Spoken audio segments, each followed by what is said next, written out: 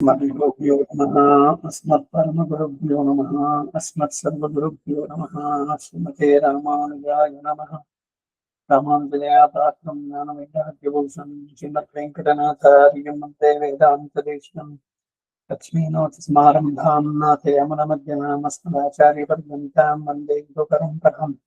यो नित्यमच्युतपदाम्बुजनिर्मरुग्मं व्यामोहतस्तदितराणि गुणानि मेने अस्मद्गुरोर्भगवतोऽस्य दैहिकसिन्धोः रामानुजस्य चरणौ शरणं प्रवद्ये मातापितायुवतियस्तनया विभूतिः सर्वं यदेव नियमेन मन्मयाना आद्यस्य न कुलपतेर्वकुला विरामं सीमत्तदङ्गीफलं जनयान्योऽज्ञम् भूतं सुरस्य महदाः परिवर्तनातश्चि भक्तिसारकुलशेखरयोगिवाहान् आन्दिनेन परकालयतिं रमिष्ठां श्रीमत्पराणं त्रिगमनं प्रणतोऽस्मि नित्यम्।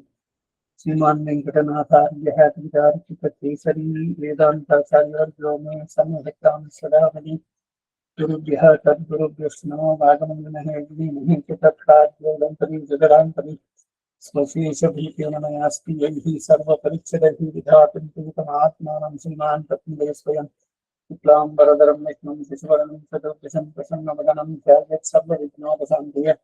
यस्य जगद्रत्राद्याः पारिषद्याः परस्यतं युद्धं युद्धन्ति सततं विश्वक्षेमं नमास्ते। ज्ञानानन्दमयं देवं निर्मलं स्फटिकाकृतिम् आधारं सर्वविद्यानां हयग्रीवमुपास्महे। व्यासं वसिष्ठनप्तारं शक्ते पौत्रं ब्रह्मसम्पराशिरात्मजं वन्दे जगदानन्दकोनिधिम्। व्यासाय विष्णुरूपाय व्यासरूपाय विष्णवे नमः। वै ब्रह्मनिधये वासिष्ठाय नमो नमः। अधिकाराय शुद्धाय नित्याय परमात्मने सदैकरूपरूपाय विष्णवे सर्वजिष्णवे संयोन्याय कलापेन महता भारतेन च ब्रह्मवेदाय नमो व्यासाय विष्णवे मणिं स्निग्धां मुदावादं वेदव्यासमधर्मसं वेदव्यासं सरस्वत्या भासं व्यासं नमाम्यहम्। अचतुर्वदनो ब्रह्मादिबाहुरपरो हरिः अपाललोकनिःसन्धो भगवान् बादरायणः कृष्णं कमलपत्राक्षं पुण्यस्तवनकीर्तनं वासुदेवं जगद्योनिं नौमि नारायणं हरे। कृष्णाय राघवेन्द्राय ज्ञानमुद्राय नाथाय रुक्मिणीशाय नमो वेदान्तवेदिने सारथ्यमग्नस्य कुर्वन् गीतां पुरन्दर लोकत्रयोपकाराय तस्मै कृष्णात्मने नमः। धर्मोपनिषदो व्यापः गोपालनन्दनः आर्तो वत्स सुधीर्भोक्ता कृष्णं गीतां प्रथम वारे नरनिर्मोदं पुंसां जलस्थानं पुनेरणे सगद्गीतां वसिष्ठानं संसारमनमोचनं गीताकृतव्याख्यास्त्रविस्तरैः या स्वयं पद्मनाभस्य मुखपद्मात्मस्तुतः सर्वशास्त्रमयं गीता सर्वदेवमयो हरिः सर्वतीर्थमयी गङ्गा सर्वधर्ममयो नमः। यस्मिन् प्रसादस्मृते कवयोऽपि देते शास्त्राण्यशास्त्रिहायं महिमाश्रयाणि कृष्णेन तेन इदयः स्वयमेव गीतं शास्त्रस्य तस्य सदृशं किं नास्ति शास्त्रम्। भीष्मर्जुनगदाधे कृतजलागान्धारविनोत्पल शल्यग्राहवती कृपेण महिनी कर्णेन वेलाकुला अश्वत्थामविकर्णघोरमकरादुर्योधनावती सोत्तीर्णाः खलु पाण्डवैर्नदीकैर्भक्तकेशवेन नमोऽस्तु ते व्यासविशालबुद्धे कुल्लारविन्दाय तपत्ने प्रायेण त्वया भारततैल पुनः प्रज्वालितो ज्ञानमयप्रदीपः प्रपन्नपारिजाताय तोत्रवेत्रैकपाणिने ज्ञानमुद्राय कृष्णाय गीतामृतविधीमनः वसुदेवसुतं देवं सकालिमर्दनं देवकी परमानन्दं कृष्णं वन्दे जगद्गुरुं। वाराशर्यवचः सरोजमनं गीतार्थं ज्ञानकेशवं नैकदा सम्बोधनालोचनं लोके सज्जनजत्पदैरहरः प्रेपीयमानं मुदा पूजाद्भारतपङ्कजं कलिमलप्रध्वंसिनः श्रेयसे मूकं करोति वाचालं पङ्गुं लङ्घयते गिरिं यत्कृपातमहं वन्दे परमानन्दमाधवं यं ब्रह्मा वरुणेन्द्ररुद्रमरुतस्तन्वन्ति दिव्यैश्च वैः वेदैः साङ्गपदक्रमोपनिषदे गवयन्ति यं सामगाः ध्यानावस्थिततद्गतेन मनसा पश्यन्ति यं योगिनं यस्यान्तं न विदुःसुरासुरगणाः देवाय तस्मै नमः। पार्थाय प्रतिबोधितां भगवता नारायणेन स्वयं व्यासेन ग्रथितां पुराणमुनिना मध्ये महाभारतम् अद्वैतामृतवर्षिणीं भगवतीम् अष्टादशाध्यायिनीम् अन्वत्पावनसन्ददामि भगवद्गीते भगवद्गीते अष्टमैषी समेत श्रीकृष्णाय परब्रह्मणे नमः। गीताभाष्य द्वितीयशतक ಪುಟ 1402 अथ श्रीमद् भगवद्गीतासु उपनिषत्सु ब्रह्मविद्यायां योगशास्त्रे श्रीकृष्णार्जुन संवादे विश्वरूपदर्शनं योगो नाम एकादशाध्याये एकविंशतिश्लोकः 21 श्लोकः। अमीलित्वा सुरसङ्गा दिशन्ति केचिद्भीताः प्राञ्जलयो गृह्णन्ति स्वस्तीत्युक्त्वा महर्षिसिद्धसङ्गाः स्तुवन्ति मां स्तुतिभिः स्तुतिभिः। ಇದರ ಅರ್ಥವನ್ನ ಕಳೆದ ಬಾರ ಒಂದು ಟಚ್ಚಾಗಿ ನಿಲ್ಲಿಸಿದ್ವಿ. ಈಗ ಇದಕ್ಕೆ ರಾಮಾನುಜರ ಮಾತು ಭಾಷ್ಯ. ಅಮೀಸುರ ಸಂಘ ಉತ್ಕೃಷ್ಟಾಸ್ತ್ವಾಂ ವಿಶ್ವಾಶ್ರಯಂ ಅವಲೋಕ್ಯ ಇಷ್ಟ ಮನಸಃ ತತ್ ಸಮೀಪಂ ವಿಶಂತಿ ತೇಷೇವ ಕೇಚಿದತ್ಯುಗ್ರಂ ಅತ್ಯದ್ಭುತಂಚ ತವಾಕಾರಂ ಆಲೋಕ್ಯ ದೀತಾಃ ತಾಂಜನಯಃ ಸ್ವಜ್ಞಾನಾನುಗುಣಂ ಸ್ತುತಿरूपाणि वाक्यानि गृह्णन्ति उच्चारयन्ति। अपरे महर्षि संगाः सिद्धसंगाश्च परावरतत्त्वयाथात्मिकः स्वस्तीत्युक्त्वा पुष्कराभिः भगवदनुरूपाभिः स्तुतिभिः स्तुवन्ति। ಇದು 21ನೇ ಶ್ಲೋಕಕ್ಕೆ ರಾಮಾನುಜರ ಮಾತು. ಭಾಷ್ಯದಾರ್ಥ. ಅಮೀಸುರ ಸಂಗಾಹ ಉತ್ಕೃಷ್ಟಾಃ, ಈ ಉತ್ಕೃಷ್ಟರಾದ ದೇವತೆಗಳ ಸಮೂಹಗಳು ತ್ವಾಂ ವಿಶ್ವಾಶ್ರಯಂ, ಸಮಸ್ತ ವಿಶ್ವಕ್ಕೂ ಆಶ್ರಯನಾದ ನಿನ್ನನ್ನ ಅವಲೋಕ್ಯ ಕಂಡು ಕೃಷ್ಟ ಮನಸಃ ಸಂತೋಷ ಚಿತ್ತರಾಗಿ ತ್ವತ್ ಸಮೀಪಂ ವಿಶಂತಿ, ನಿನ್ನ ಸಾಮೀಪ್ಯವನ್ನು ಹೊಂದುತ್ತಾರೆ. ಮೂಲದಲ್ಲಿ ಇಲ್ಲದೆ ಇರುವಂತಹ ಉತ್ಕೃಷ್ಟ ಎಂಬ ವ್ಯಾಖ್ಯಾನ ಏತರಿಂದ ಅಂತಂದ್ರೆ ಸುರ ಸಂಘಗಳು ಸುಗತಿಗಳಾದ್ದರಿಂದ ಉತ್ಕೃಷ್ಟರು ಎಂಬ ಭಾವನೆ ಎಂದು ಭಾವಿಸುತ್ತಾರೆ. ಊರ್ಧ್ವಲೋಕಗಳು ಅನೇಕ ಇದೆ. ಏಕವಿಂಶತಿ ವೈ ದೇವಲೋಕಮಾಹ, ನರಕಗಳು ಏಕವಿಂಶತಿ ನರಕ, 21 ನರಕಗಳು. ಅದು ವರ್ಣನೆ ಬರುತ್ತಿಲ್ಲ, ಅದ್ರ ಹೆಸರುಗಳು ಪ್ರತಿಯೊಂದು ಕೂಡ ಭಾಗವತದಲ್ಲಿ ಗರುಡ ಪುರಾಣದಲ್ಲಿ ಇದರಲ್ಲಿ ಯಾವ ತಪ್ಪುಗಳನ್ನು ಮಾಡಿದ್ರೆ ಏನೇನು ಶಿಕ್ಷೆಗಳು ಅಂತ. ಹಾಗೆ ಯಾವ ಯಜ್ಞಗಳನ್ನು ನಡೆಸಿದಾಗ ಯಾವ ಊರ್ಧ್ವಲೋಕಗಳು ಸಿಗುತ್ತೆ ಅನ್ನೋದು ಕೂಡ ಇದೆ. ಇಲ್ಲಿ ವಿಷಯ ಬಂದಿದ್ದೇನು ಉತ್ಕೃಷ್ಟ ಅಂತ ಹೇಳೋದಲ್ಲ. ಹೇಗೆ ರಾಮಾನುಜರ ಈ ಮಾತನ್ನ ಪ್ರತಿಪಾದಿಸಿದ್ರೆ ಅನೇಕವಾದಂತಹ ಊರ್ಧ್ವಲೋಕಗಳನ್ನು ಅವರೆಲ್ಲ ಇಲ್ಲಿ ಸಾಧನೆ ಮಾಡಿದ್ರಿಂದ ಸಿಕ್ಕಿದ್ದವರಿಗೆ ಆ ಕಾರಣ. ಅದಲ್ಲದೆ ಎಲ್ಲಾ ಸುರರ ಸಂಘಗಳಿಗೂ ತೋರಲಿಲ್ಲ, ಅದರಲ್ಲೂ ಯೋಗ್ಯರಾದವರಿಗೆ ಮಾತ್ರ ತೋರಿಸಿದ್ರು ಎಂಬ ಭಾವನೆಯಿಂದ ಉತ್ಕೃಷ್ಟ ಎಂಬ ಭಾಷೆ. ವಿಶ್ವರೂಪ ದರ್ಶನ ಯಾರ್ಯಾರಿಗಾಯ್ತು ಇದೆ ಎಲ್ಲ ಚರ್ಚೆಗಳು. ಹಾಗೆ ವಿಶಂತಿ ಎಂಬುದಕ್ಕೆ ತ್ವತ್ ಸಮೀಪಂ ವಿಶಂತಿ ಎಂಬ ವ್ಯಾಖ್ಯಾನದಿಂದ ಸ್ವರೂಪೈಕ್ಯ ಭಾಗವನ್ನ ನಿಷೇಧಿಸ್ತಾರೆ. ಸ್ವರೂಪೈಕ್ಯ ಅಂದ್ರೇನು? ಅಹಂ ಬ್ರಹ್ಮಾಸ್ಮಿ, ನಾನೇ ಬ್ರಹ್ಮ ಅಂತ ತಿಳ್ಕೊಂಬಿಡಿ ನೀವು. ತತ್ ತ್ವಮಸಿ, ತತ್ ಆ ಪರಬ್ರಹ್ಮ, ತ್ವಂ ನೀನು, ಅಸಿ ನೀನೇ ಬ್ರಹ್ಮ. ಹಾಗೆ ಗುರು ಕಾಣ್ಗಳು ಅನ್ನೋದನ್ನ ಇಲ್ಲಿ ಹೇಳ್ತಾ ಇದ್ದಾರೆ ಎಂದು. ನಾನೇ ಸಮೀಪ ಬರೋದು ಹಿಂಗೆ ತ್ವತ್ ಸಮೀಪಂ ವಿಶಂತಿ ಅಂತಂದ್ರೆ ಅದರಿಂದ ಸ್ವರೂಪ ಐಕ್ಯ ಇಲ್ಲ.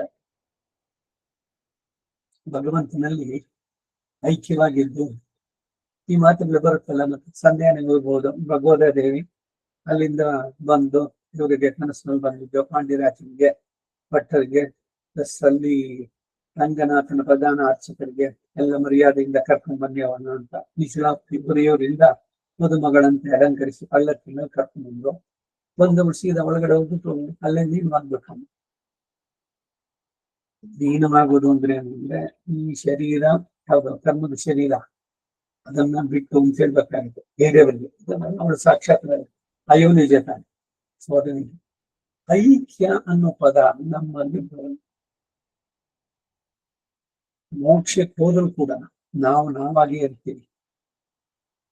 ಇವನೆಂದಿಗೂ ಮನುಷ್ಯ ಅಥವಾ ಜೀವಾತ್ಮ ಪರಮಾತ್ಮನೇ ಆಗೋದಕ್ಕಾಗಲ್ಲ. ಪರಮಾತ್ಮನ ಸಾಮ್ಯತೆಯನ್ನು ಹೇಳ್ಬೋದು.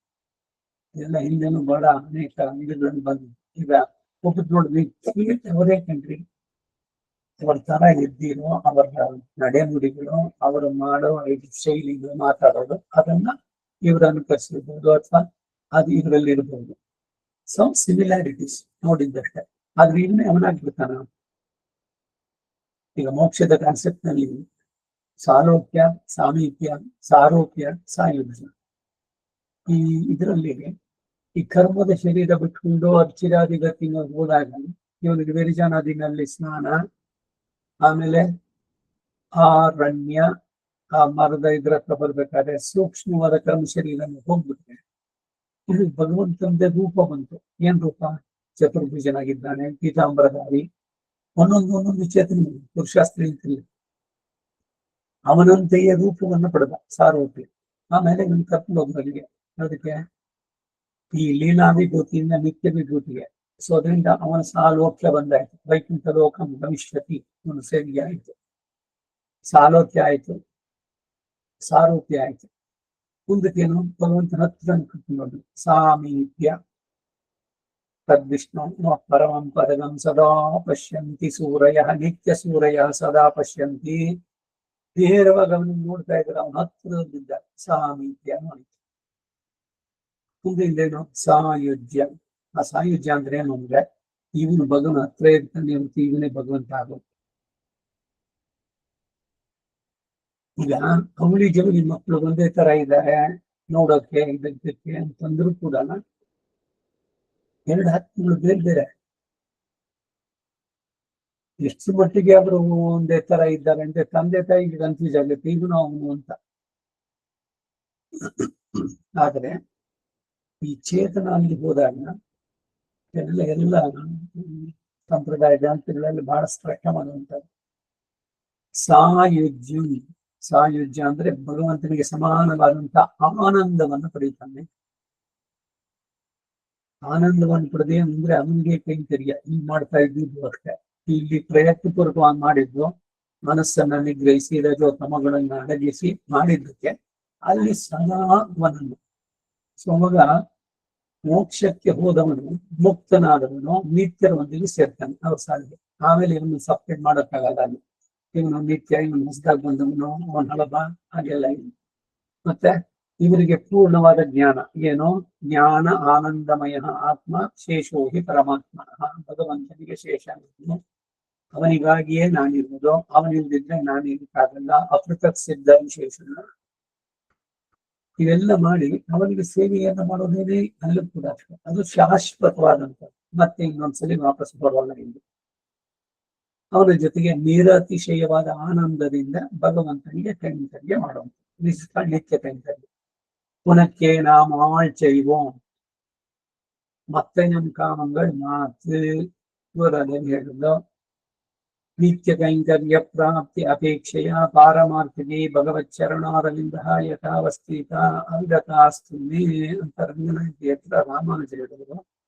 ಶರಣಾಗತಿಯಲ್ಲಿ ದಾಸರು ಹಾಡಲು, ನನಗೆ ಭೋಗ ಭಾಗ್ಯ ಬೇಡ, ನನಗೆ ಜಪ ತಪ್ಪು ಬೇಡ, ನನಗೆ ಇನ್ನ ಚರಣ ಸೇವೆ, ನಿತ್ಯವಾಗಿ ಚರಣ ಸೇವೆ ಕೈಂಕರ್ಯ ಭಗವತ್ ಕೈಂಕರ್ಯವನ್ನ ಅಲ್ಲಿ ಮಾಡ್ತಾ ಇರ್ತಾರೆ. ಅಲ್ಲಿಂದ ಸಮೀಪಂ ವಿಶಂತಿ ಅಂತಂದ್ರೆ ಅಲ್ಲಿ ಸ್ವರೂಪೈಕ್ಯವನ್ನ ಇಲ್ಲಿ ನಿಷೇಧಿಸಿದ್ದು ಅದ್ವೈತದ ಖಂಡನೆ, ಅಥವಾ ಪ್ರಳಯವನ್ನು ಹೊಂದುತ್ತಾರೆ ಎಂಬ ಅರ್ಥವನ್ನು ನಿರಾಕರಿಸಿ ಹೇಳುವುದಕ್ಕಾಗಿ ಭಾವಿಸ್ತಕ್ಕಂಥ. ಮತ್ತಿನ್ನೇನು ಆಗೋದು, ಸದಾ ಅಲ್ಲಿರೋರಷ್ಟೇ. ಅಲ್ಲಿ ಸೃಷ್ಟಿ ಪ್ರಳಯ ಇದೆಲ್ಲ ಮತ್ತಾಗೋದು ಇದೆಲ್ಲ ಇಲ್ಲ. ಟೆಕ್ನಿಕಲ್ ಪ್ರಳಯವಲ್ಲ ಎಂದು ತಿಳಿಸೋದಕ್ಕಾಗಿ ಸೃಷ್ಟ ಮನಸಃ ಎಂಬ ವ್ಯಾಖ್ಯಾನ. ಮುಂದೆ 27ನೇ ಶ್ಲೋಕದಲ್ಲಿ ವಕ್ತ್ರಾಣಿ ವಿಶಂತಿ ಎಂಬಲ್ಲಿರುವ ವಿಶಂತಿ ಎಂಬರ್ಥ ಅಲ್ಲ, ಅಲ್ಲಿ ಕೇಚಿತ್ ಭೀತಾಹ ಎಂದು ಮೂಲದಲ್ಲಿರುವುದರಿಂದ ವಿಶಂತಿ ಹೇಳಲ್ಪಟ್ಟಿರುವುದು ಭೀತರಲ್ಲ ಎಂದು ಏರ್ಪಡುವುದರಿಂದ ವಿಶ್ವರೂಪವನ್ನು ನೋಡಿ ಹೃಷ್ಟ ಮನಸಃ ಸಂತೋಷಿಸುತ್ತರು ಎಂದು ವ್ಯಾಖ್ಯಾನ ಮಾಡಲ್ಪಟ್ಟಿದೆ. ಭಗವಂತನ ಈ ವಿರಾಟ್ ದರ್ಶನವನ್ನ, ವಿಶ್ವರೂಪ ದರ್ಶನ ನೋಡಿದಾಗ ಸಂತೋಷಿಚಿತ್ರ ಮನಸ್ಸಿಗೆ ಆನಂದ, ಮನಸ್ಸು ಪ್ರಫುಲ್ಲವಾಯಿತು, ಗರಿಗೆದರಿ ಹಾರಾಡಿ ಆ ರೀತಿ. ಸಾಮಾನ್ಯವಾಗಿ ನವಿಲಿಗೆ ಇದನ್ನು ಹೇಳುವುದು ಮನಸ್ಸು ಎಷ್ಟು ಮಟ್ಟಿಗೆ ಎಂದರೆ ಮೇಘಗಳನ್ನು ಕಂಡೊಡನೆ ನವಿಲು ನರ್ತನ ಮಾಡುತ್ತೆ. ಪದ್ಯ ಇದೆಲ್ಲ ತಿರುಪತಿಗಳಲ್ಲಿ ಗಗನದೊಡಲು ಗುಡುಗು ಸಿಡಿಲು ಗಳನ್ನು ಎಸೆದು ಬೆಳೆಸಿತು, ತಲೆಯ ಮೇಲೆ ಮಾಲೆ ಮಾಲೆಯಾಗಿ ಮಿಂಚು ಸುರಿಸಿತು, ಹಾಡಿನೊಂದು ನವಿಲಿಗೊಂದು ಬಹಳ ಹರುಷವೆಳೆಯಿತು, ಮಳೆಯ ಕಾಲ ಬಂತು ಭಲ ಎಂದು ತಾಳ ತೆಗೆಯಿತು, ಚಾಚಿಯದೆಯ ತಲೆಯ ತುದಿಯ ಜುಟ್ಟ ನಿಗರಿ ಕುಳಿಸಿತು. ಆಮೇಲೆ ಒಂದು ಹೆಜ್ಜೆ ಹಾಕಿ ಕುಳಿಯಿತು. ಅದನ್ನು ಕಂಡು ನವಿಲ ಹಿಂಡು, ಮುಗಿಲ ಹಿಂಡು, ಅದನ್ನು ಕಂಡು ಮುಗಿಲ ಹಿಂಡು ಹಿಗ್ಗಿ ಮಳೆಯ ಕರೆಯಿತು. ನವಿಲಿಗೂ ಮೇಘಕ್ಕೂ ಇದೊಂದು ಸಂಬಂಧ. ಮಳೆ ಬರುವ ಮೇಘಗಳು ಸೇರಿ ಮಿಂಚು ಇದು ಬಂದಾಗ ಇದಕ್ಕೆ ಆನಂದವಾಗಿ ಗರಿಯನ್ನು ಗೆದರಿಕೊಳ್ಳುತ್ತೆ. ಹಾಗೆ ಏನು ಸಂಬಂಧ ಹೊಂದಿಕೊಳ್ಳುತ್ತೆ ಅಂದ್ರೆ, ಭಗವಂತನ ಕಂಡಾಗ ನಮ್ಮ ಮನಸ್ಸು ಗರಿ ಗೆದರಿ ನವಿಲಿನಂತೆ ಕುಣಿಬೇಕು, ನರ್ತನ ಮಾಡ್ಬೇಕು. ಇದು ಅವನಲ್ಲಿ ಬರುವಂತ ತನ್ಮಯತೆ, ತಲ್ಲೀನತೆ ಇದನ್ನು ಹೇಳುವಂತ. ಭಗವಂತನಲ್ಲಿ ತನ್ಮಯನಾದವರು ತಾವು ಎಲ್ಲಿದ್ದೀರಿ, ಏನು ನಿಂತಿರೋದು ಅಷ್ಟು ಮಟ್ಟಿಗೆ ಅದರಲ್ಲಿ ಎದ್ದು ಕುಣಿಯೋಣ ಆನಂದದಿಂದ.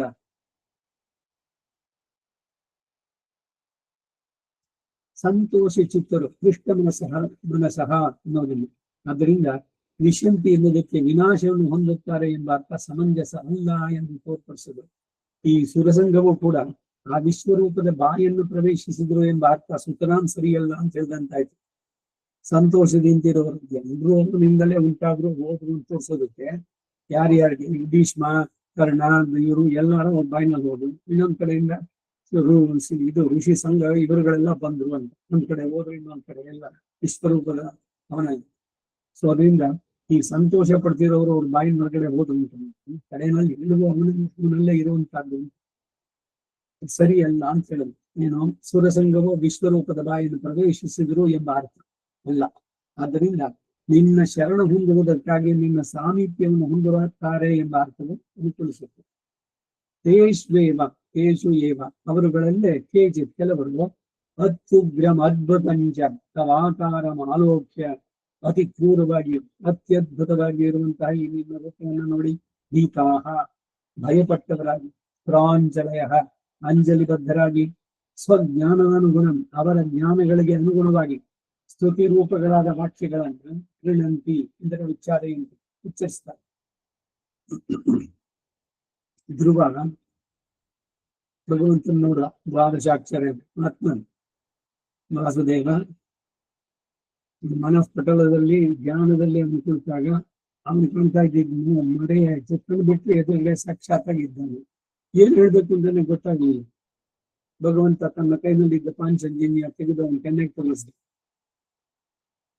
ಧ್ರುವನಿಂದ ಪುಂಖವಾಗಿ ಭಗವಂತನ ಸ್ತೋತ್ರವೇ ಬಂತು. ನರಸಿಂಹ ಅವತಾರ ಆಯಿತು. ನರಸಿಂಹನ ನೋಡಿದ ಪ್ರಹ್ಲಾದನನ್ನ ಪ್ರೀತಿಯಿಂದ ಕರೆದು ತನ್ನ ತೊಡೆ ಕೂರಿಸ್ಕೊಂಡು ಆಗ ನರಸಿಂಹನನ್ನ ನೋಡಿ ಪ್ರಹ್ಲಾದ ಏನ್ ಹೇಳಿದ್ರು, ಸಹಜವಾಗಿ ತಾನಾಗಿಯೇ ಬಂದ್ಬಿಡುತ್ತೆ. ಈಗ ಆಶೆ ಕವಿತ್ವ ಮನಸ್ಸೇನೋ ಸಂತೋಷವಾಗಿತ್ತು ಅಂತಂದ್ರೆ ಅವನಿಗೆ ಆ ಕವಿತ್ವದ ಒಂದು ಕಲೆ ಇದ್ರೆ ಪದಗಳಲ್ಲಿ ಜೋಡಿಸಿ ಲಯಬದ್ಧವಾಗಿ ಹೇಳೋದಂತೂ ಆಶು ಕವಿತ್ವ ನಿಮ್ಮ ತಿರುಮಂಗಿ ಅರ್ಥ. ಹಾಗೆ ನಿನ್ನ ರೂಪವನ್ನ ನೋಡಿ ಸಂತೋಷದಿಂದ ಹೇಳುವಂತವ್ರು ಉಚ್ಚರಿಸ್ತಾರೆ. ಅಪರಾಧಿಗಳ ಅಂಜಲಿಯು ಸ್ವಾಮಿಯ ನಿಗ್ರಹ ಸಂಕಲ್ಪವನ್ನ ನಿವಾರಿಸುತ್ತಾರೆ. ಎರಡು ರೀತಿಯಲ್ಲಿ. ಒಂದು, ಈಗ ಯಾರೋ ಬಹಳ ಪಟಿಂಗನ ಮತ್ತೊಂದು ಇದಾಗಿದ್ದಾನೆ, ಅವನಿಗೆ ಎದುರುಗಡೆ ಕಾಲ ಮೃತ್ಯುವನಂತೆ ಬಂದಾಗ ಅವನನ್ನು ನೋಡಿ ನಡುಗಿ ಅವನು ಹೇಳೋ ಮತ್ ಕೂಡ ಬೇರೆ. ಇಲ್ಲಿ ಸ್ತುತಿಸಿ ಸಂತೋಷದಿಂದ ಹೇಳುವಂತ ಅಪರಾಧಿಗಳ ಅಂಜಲಿಯು ಸ್ವಾಮಿಯ ನಿಗ್ರಹ ಸಂಕಲ್ಪವನ್ನು ನಿವಾರಿಸುವಂತದ್ದು. ಅಂಜಲತೀತಿ ಅಂಜಲಿ ಅಂಜಲಿ ಪರಮಾಮುದ್ರ ಕ್ಷಿಪ್ತಂ ದೇವ ಪ್ರಸಾದಿನಿ ಎಂದು ಕೊಂಡಾಡಲ್ಪಡುವುದರಿಂದ ಅಂಜಲಿಯು ನಮಸ್ಕಾರವು ಶರಣಾಗತ ಭಾವವನ್ನು ಸೂಚಿಸುತ್ತೆ. ಅಂಜಲಿ ಅಂದ್ರೆ ಏನು? ನಮಸ್ಕಾರ ಅಂದ್ರೆ ಅಂಜಲಿ ಅಂದ್ರೆ ಎರಡು ಕೈಯನ್ನು ಜೋಡಿಸುವಂತ, ಕೈ ಮಧ್ಯದಲ್ಲಿ ಏನೂ ಇರಬಾರ್ದು. ಮೊಬೈಲು ಇಲ್ಲ ಜಪ್ಮಾಲೇನೋ ಕರ್ಚಿಫೋ ಎರಡು ಕೈ ಸೇರಿಸ್ಬೇಕು. ನಮಸ್ಕಾರ ಸಾಷ್ಟಾಂಗ ಪ್ರಣಾಮ ಇಲ್ಲ ಪಂಚಾಂಗ ಪ್ರಣಾಮ. ಸ್ತ್ರೀಯರಿಗಾದ್ರೆ ಪಂಚಾಂಗ ಪ್ರಣಾಮ. ತೊಡೆಯನ್ನ ಮಡಿಸಿ ತಲೆಯನ್ನ ತೆಗೆಸಿ ಮಾಡುವಂತ. ಪುರುಷರಾದವರು 8 ಅಂಗಗಳು, ಯಾವ್ಯಾವ ಅಂಗಗಳು ಅನ್ನೋದು ಕೂಡ ಎಲ್ಲ ಬರುವಂತದ್ದು. ಪ್ರಣಾಮದಲ್ಲಿ ಅಂಜಲಿ, ಮಂತ್ರಂ ಸಪ್ರಣವಂ ಪ್ರಣಾಮ ಸಹಿತಂ. ಕುಟುಂಬದಲ್ಲಿ ಹೇಳ್ಬೇಕಾದ್ರು ಅಷ್ಟೇ. ನಮಸ್ಕಾರ ಮಾಡ್ಬೇಕಾದ್ರೆ ಕೈಯನ್ನು ಸೇರಿಸ್ಬೇಕು, ಮನಸ್ಸು ಅವನಲ್ಲಿರ್ಬೇಕು. 8 ಅಂಗಗಳು ಕೂಡ ದೀರ್ಘದಂಡ ಪ್ರಣಾಮ ಪುರುಷನಿಗೆ, ಸ್ತ್ರೀಯರಿಗೆ ಪಂಚಾಂಗ ನಮಸ್ಕಾರ. ದೇಶಿಗರು ಅಂಜಲಿ ವೈಭವ ಒಂದು ಕೃತಿಯನ್ನು ಕೂಡ ಬರೆದಿದ್ದಾನೆ. ದೇಶಿಗರು ಅಂಜಲಿ ವೈಭವನ್ನ ಪರಂಪರೆ ಅಪರೇ ಮಹರ್ಷಿ ಸಂಘ ಸಿದ್ಧ ಸಂಘಾಚ ಬೇರೆಯಾದ ಭೃಗ್ವಾದಿ ಮಹರ್ಷಿಗಳ ಸಮೂಹವು ಸನಕರೆ ಮೊದಲಾದ ಸಿದ್ಧರ ಸಮೂಹ. ಬ್ರಹ್ಮಣ ಮಾನಸ್ಪತಿ ಸನಕ ಸನಂದನ ಸನಸುಜಾತ ಇವರುಗಳೆಲ್ಲ ಸಿದ್ಧರು ಪರಾವರ ತತ್ವ ಯಾಥಾತ್ಮವಿದ ಇಂದಿರ ನಾನೆயும் ಆನುವಂದ್ಯವನು ಎಂಬೆರುಮಾನು ಕೋಯಿಲಿನ ವಾಸ ಸುಂದರನ್ನಿರುತ್ತ ವಿಚ್ಛಾದವರು ವಿದ್ಯಾದರು ಎಲ್ಲರೂ ಕೂಡ ಒಂದೊಂದು ಸಂಘ ಇದು ಎಷ್ಟು ಜನ ಟೈಪ್ಸ್ ಉಂಟ. ಈಗ ನರಸಿಂಹ ಪುರಾಣ ಅಥವಾ ನರಸಿಂಹ ಶಾಸನದಲ್ಲಿ ಸಿದ್ಧಾವುಚುಹು ಚಾರಣಾವುಚುಹು ಸಿದ್ಧರು ಚಾರಣರು ವಿದ್ಯಾಧರರು ಗಂಧರ್ವರು ಅಪ್ಸರಿಗರು ಹೀಗೆ ಬೇರೆ ಬೇರೆ ಪ್ರತಿಯೊಬ್ಬರು ಮಹರ್ಷಿಗಳು ಸಿದ್ಧರು ಅಂತ ಹೇಳಿದ್ರಿಂದ ಅವರು ತುಂಬಾ ಜ್ಞಾನಿಗಳು ಎಂಬ ಭಾವ ವ್ಯಕ್ತ ಎಂದು ಪರ ಅವರ ಯಾಥಾತ್ಮವಿರಹ ಎಂಬ ವ್ಯಾಖ್ಯಾನ ಇದೆ. ಈಶ್ವರ ತತ್ವ ಮತ್ತು ಅಮರತತ್ವ ಅಂದ್ರೆ ಜೀವತತ್ವ ಇವುಗಳ ಯಾಥಾರ್ಥ ಯಥಾರ್ಥವಾದ ಜ್ಞಾನ, ಅಲ್ಪಜ್ಞಾನ ಅಲ್ಲ, ಅಜ್ಞಾನ ಅಲ್ಲ, ವಿಪರೀತ ಜ್ಞಾನ ಅಲ್ಲ, ಸಂಕುಚದ ಜ್ಞಾನ ಅಲ್ಲ, ಏನಿದೆಯೋ ಅದನ್ನು ಸರಿಯಾಗಿ ತಿಳಿಯೋದು ಯಥಾರ್ಥವಾದ ಯಥಾರ್ಥ ಜ್ಞಾನವಿದರು ಅವರವರು. ಸ್ವಸ್ತಿ ಇತ್ಯುಕ್ತ ಸ್ವಸ್ತಿ ಪ್ರಜಾಭ್ಯ ಎಂದು ಆರಂಭಿಸಿ ಲೋಕ ಸಮಸ್ತ ಸುಖಿನೋ ಭವಂತು ಎಂದು ದೇಶಕ್ಕೆಲ್ಲ ಕ್ಷೇಮವಾಗಲಿ ಎಂದು ಹೀಗೆ ಏನೋ ಮಹತ್ಪಾತಾದಿಗಳು ಉಂಟಾಗಿ ಶೋಭೆಯು ಪ್ರಾಪ್ತವಾಗುವ ಹಾಗೆ ತೋರುತ್ತದೆಯಾದ್ದರಿಂದ ದೇಶಕ್ಕೆಲ್ಲ ಮಂಗಳವಾಗಲಿ ಎಂದು ಪ್ರಾರ್ಥಿಸಿದವರಾಗಿ ಅಥವಾ ಸರ್ವೇಶ್ವರನ್ನು ಕಂಡಾಗ ಆತನಿಗೇನೆ ಜಿತಂತೆ ಪುಂಡರೀಕಾಕ್ಷ ನಮಸ್ತೆ ವಿಶ್ವಭಾವನಾ ನಮಸ್ತೆ ಸುಹೃಷಿಕೇಶ ಮಹಾಪುರುಷ ಪೂರ್ವಜ ಪ್ರಥಮ ಜಯಂತೆ ದ್ವಿತೀಯ ತೃತೀಯ ಚತುರ್ಥಿ ಪಂಚಮಿ ಷಷ್ಠಿ 6 ಜ್ಯೋತಿರ್ನಂದಿಗಳಿವೆ. ಈ ಜಿತಂತ ಸ್ತೋತ್ರ ಮಾಡಿದವರು ಶ್ವೇತ ದ್ವೀಪ ವಾಸಿಗಳು, ಅವರು ಭಗವಂತನ ಕೊಂಡಾಡಿದ್ರು. ಅದಕ್ಕಾಗಿ ಸಾಮಾನ್ಯವಾಗಿ ನಮ್ಮ ಆಚರಣೆಯಲ್ಲಿ ಹೇಗೆ ಮಂಗಳಾರತಿ ದೇವಸ್ಥಾನದಲ್ಲಿ ಇದರಲ್ಲಿ ವಿಶೇಷ ಇದು ಬಂದಾಗ ಮೊದಲ ಮಂಗಳಾರತಿ ಶಾಸ್ತ್ರ ಬೆಳಗಿನಲ್ಲಿ ಚಿತ್ತಂ ಸಿರಿಗಾಲೆ ರಂಗಪುರ, ರಾತ್ರಿಯಲ್ಲಿ ಆಲಮರತಿ ಮೇಲೆ ಕುಂಡಲ್ ಬಂದರೆ ಇದೇಳಿದ್ಮೇಲೆ ತಿರುಪಲ್ಲ ಅಂತ, ಅದಾದ್ಮೇಲೆ ನಾಡು ತಿರುಗಮ್ಮ, ಆಮೇಲೆ ತೀರ್ಥ ಸರ್ವದೇಶ ದಶಾಕಾಲೆ ಇದನ್ನು ಹೇಳಿದ್ಮೇಲೆ ವೇದಾಂತ ದೇಶಕ್ಕೆ ಮಂಗಳಾಶಾಸನ, ಅದಾದ್ಮೇಲೆ ಚತುಶ್ಲೋಕಿ ಕಾಂತಸ್ತೆ ಪುರುಷೋತ್ತಮ, ಅದಾದ್ಮೇಲೆ ಜಿತಂತ ಸ್ತೋತ್ರ, ಒಂದಾದ್ಮೇಲೆ ಒಂದು ಇದು ಪ್ರೊಸೀಜರ್ ಈ ರೀತಿ ಹೇಳ್ಬೇಕು. ಅಷ್ಟರಲ್ಲಿ ಎಲ್ಲ ಆಗಿ ತೀರ್ಥ ಶಟಾರಿ ಎಲ್ರಿಗೂ ಆಗಿ ಹೊರಗಡೆ ಇದ್ದವ್ರಿಗೂ ಕೂಡ ಶಟಾರಿ ಒಳಗ್ ಬಂದ ಗಮನಿಸ್ಬೇಕು. ಇಲ್ಲಿಂದ ತೀರ್ಥ ಪ್ರಸಾದ ಆಗೋಷ್ಟೊತ್ತು ಹೇಳುವಂತಹದ್ದು ಜಿತಂತ ಸ್ತೋತ್ರ, ಇವೆಲ್ಲ ಕಂಠಪಾಠ ಆಗ್ಬೇಕು. ಮಂಗಳಾಶಾಸನ ಜಿತಂತೆ ಪುಂಡರೀಕಾಕ್ಷ ಮಾಡುವ ಸಂಪ್ರದಾಯ ಉಳ್ಳವರು ಇಂದಾಗಲೇ ಅರ್ಥ ಮಾಡಬೇಕು. ಪೆರಿಯಾಳ್ವಾರು ಸಹ ಪಲ್ಲಾಂಡು ಎಂದೆಲ್ಲ ಮಂಗಳಾಶಾಸನ ಅಲ ಕಾಲ ಕೆಲ ಕಾಲ ಹಲ ಸಾಸಿರ ಕಾಲ ಈ ಚೆನ್ನಾಗಿರುತ್ತೆ. ಭಗವಂತನಿಗೆ ಆಶೀರ್ವಾದ. ಇವರುಗಳೆಲ್ಲ ಜಿತಂತ ಇತಿವಾದಿನಃ ಎಂಬ ಭಾವ. ರಾಜಾದಿರಾಜರನ್ನು ಕಂಡ್ರೆ ವೃತ್ತಿನ ಮಂಗಳಾಶಾಸನ ಸೂಚಕ ಪರಾರ್ಥಗಳನ್ನು ಹೇಳೋದು, ಆತನ ಸ್ವರೂಪಕ್ಕೆ ಯೋಗ್ಯವಾದ ಪ್ರವೃತ್ತಿ ಎಂಬುದು ತೋರಿ ಬರುತ್ತೆ. ಪುಷ್ಕಲಾಭಿಹಿ ಯಥೇಚ್ಛಗಳಾದ ಭಗವದ್ ಅನುರೂಪಾಭಿಹಿ ಭಗವಂತನಿಗೆ ಯೋಗ್ಯವಾದ ಸ್ತುತಿಭಿಹಿ ಸ್ತೋತ್ರಗಳಿಂದ ಸ್ತುತಿಸ್ತಾರೆ. ಭಗವಂತ ಸ್ತುತಿ ಪ್ರಿಯ, ಸ್ತವ್ಯಸ್ತವ ಪ್ರಿಯ ಸ್ತೋತ್ರಂ ಸ್ತುತಿ ಸ್ತೋತಾರಣ ಪ್ರಿಯ. ಈ ವಿಷ್ಣು ಸಹಸ್ರನಾಮದಲ್ಲಿ ಬರ್ಬೇಕಾಗುತ್ತೆ. ಪರಾಶರ ಭಟ್ರ ವ್ಯಾಖ್ಯಾನ ನೋಡಿ, ಭಗವದ್ ಗುಣದರ್ಪಣ, ಭಗವಂತನ ಗುಣಗಳಿಗೆ ಹೇಳಿದ ದರ್ಪಣ. ಸುಮ್ನೆ ಈಗ ಯಾರನ್ನೋ ಕರೆದ್ಬಿಟ್ಟು ಏನೋ ಕೆಲಸ ಆಗ್ಬೇಕಾಗಿದೆ, ಮಿನಿಸ್ಟ್ರು ಮತ್ತೊಂದು ಅವನಿಗೆ ಇಲ್ಲದನ್ನೆಲ್ಲ ಸೇರಿಸಿ ಹೇಳೋದು, ಆ ತರದಲ್ಲಿ ಭಗವಂತ ಇಲ್ಲದೆ ಇರುವಂತದ್ದನ್ನೆಲ್ಲ ಆರೋಪಿಸೋದು ಒಂದೇ ಇಲ್ಲ. ಇಲ್ಲಿ ಎಲ್ಲವೂ ಯಥಾರ್ಥವಾಗಿ ಅನ್ವರ್ಥವಾಗಿ ಬರುವಂತದ್ದು. ಆ ರೀತಿನಲ್ಲಿ ಭಗವಂತನನ್ನು ಸ್ತುತಿಸ್ತಾರೆ. ಕೇವಲ ಇವ್ರ ಕೆಲ್ಸಕ್ಕಾಗ್ಬೇಕು ಮುಖಸ್ತುತಿಗೆ ಮನಸ್ಸಿನಲ್ಲಿ ಬೈಯೋದು ಅದಲ್ಲ, ಭಗವಂತನಿಗೆ ಎಲ್ಲ ಇಲ್ಲಿ ಅನ್ವರ್ಥವಾಗುವಂತ. ಮುಂದಿನ ಶ್ಲೋಕಕ್ಕೆ ಹೋಗೋಣ. 22 रुद्रादित्या वसवो ये च साध्या विश्वेश्विनौ मरुतश्चोष्मपाश्च गन्धर्व यक्षासुरसिद्धसङ्गाः वीक्षन्ते त्वां विस्मिताश्चैव सर्वे ये च याव रुद्रादित्याः एकादश रुद्रो द्वादशादित्यरो अष्टवसुಗಳು ವಿಶ್ವೇಶ್ವಿನೋ ವಿಶ್ವೇ ದೇವತೆಗಳು ಅಶ್ವಿನಿ ದೇವತೆಗಳು ಮರುತಶ್ಚ 49 ಜನ ಮರುದ್ಗಣ ಊಷ್ಮ ಪಾಶ್ಚ ಪಿತೃಗಳು ಗಂಧರ್ವರು ಯಕ್ಷರು ಅಸುರರು ಸಿದ್ಧರು ಇವರುಗಳ ಸಮೂಹದವರು ಯಾರೋ ತೇ ಸರ್ವೇ ಇವರೆಲ್ಲರೂ ಕೂಡ ವಿಸ್ಮಿತಾಶ್ಚೈವ ಆಶ್ಚರ್ಯಯುಕ್ತರಾಗಿ ಸ್ವಾಂ ಈ ವಿಶ್ವರೂಪಧಾರಿಯಾದ ನಿನ್ನನ್ನ ವೀಕ್ಷಂತೆ ನೋಡ್ತಾ ಇದ್ದಾರೆ. 33 ಅಮರರ್ಕ ಮನುಷ್ಯನ್ ತಪ್ಪಂ ತವಿರ್ಕುಂ ಅಂತ ಹೇಳ್ಬೇಕಾದ್ರೆ 33 ಏನ್ 44 ಇಲ್ಲ 25 ಇಲ್ಲ ನಾರಾಯಣ ಉಪನಿಷತ್ ಹೇಳುತ್ತೆ. ದ್ವಾದಶಾದಿತ್ಯ ರುದ್ರ ವಸವಸ್ತ ಏಕಾದಶ ರುದ್ರ ಅಷ್ಟವಸುಗಳು 8 ಜನ ವಸುಗಳು 11 ಜನ ರುದ್ರರು 12 ಜನ ಆದಿತ್ಯರು 12 11 23 31 ಇನ್ನಿಬ್ರು ಅಶ್ವಿನಿ ದೇವತೆಗಳು 33 ಅವರಿಂದ 33 ಕೋಟಿ ದೇವತೆಗಳು. ಹೀಗೆ ಮರುದ್ಗಣ ಇದು ಕೂಡ ಹಿಂದೆ ಹೇಳಿದ್ದೇನೆ.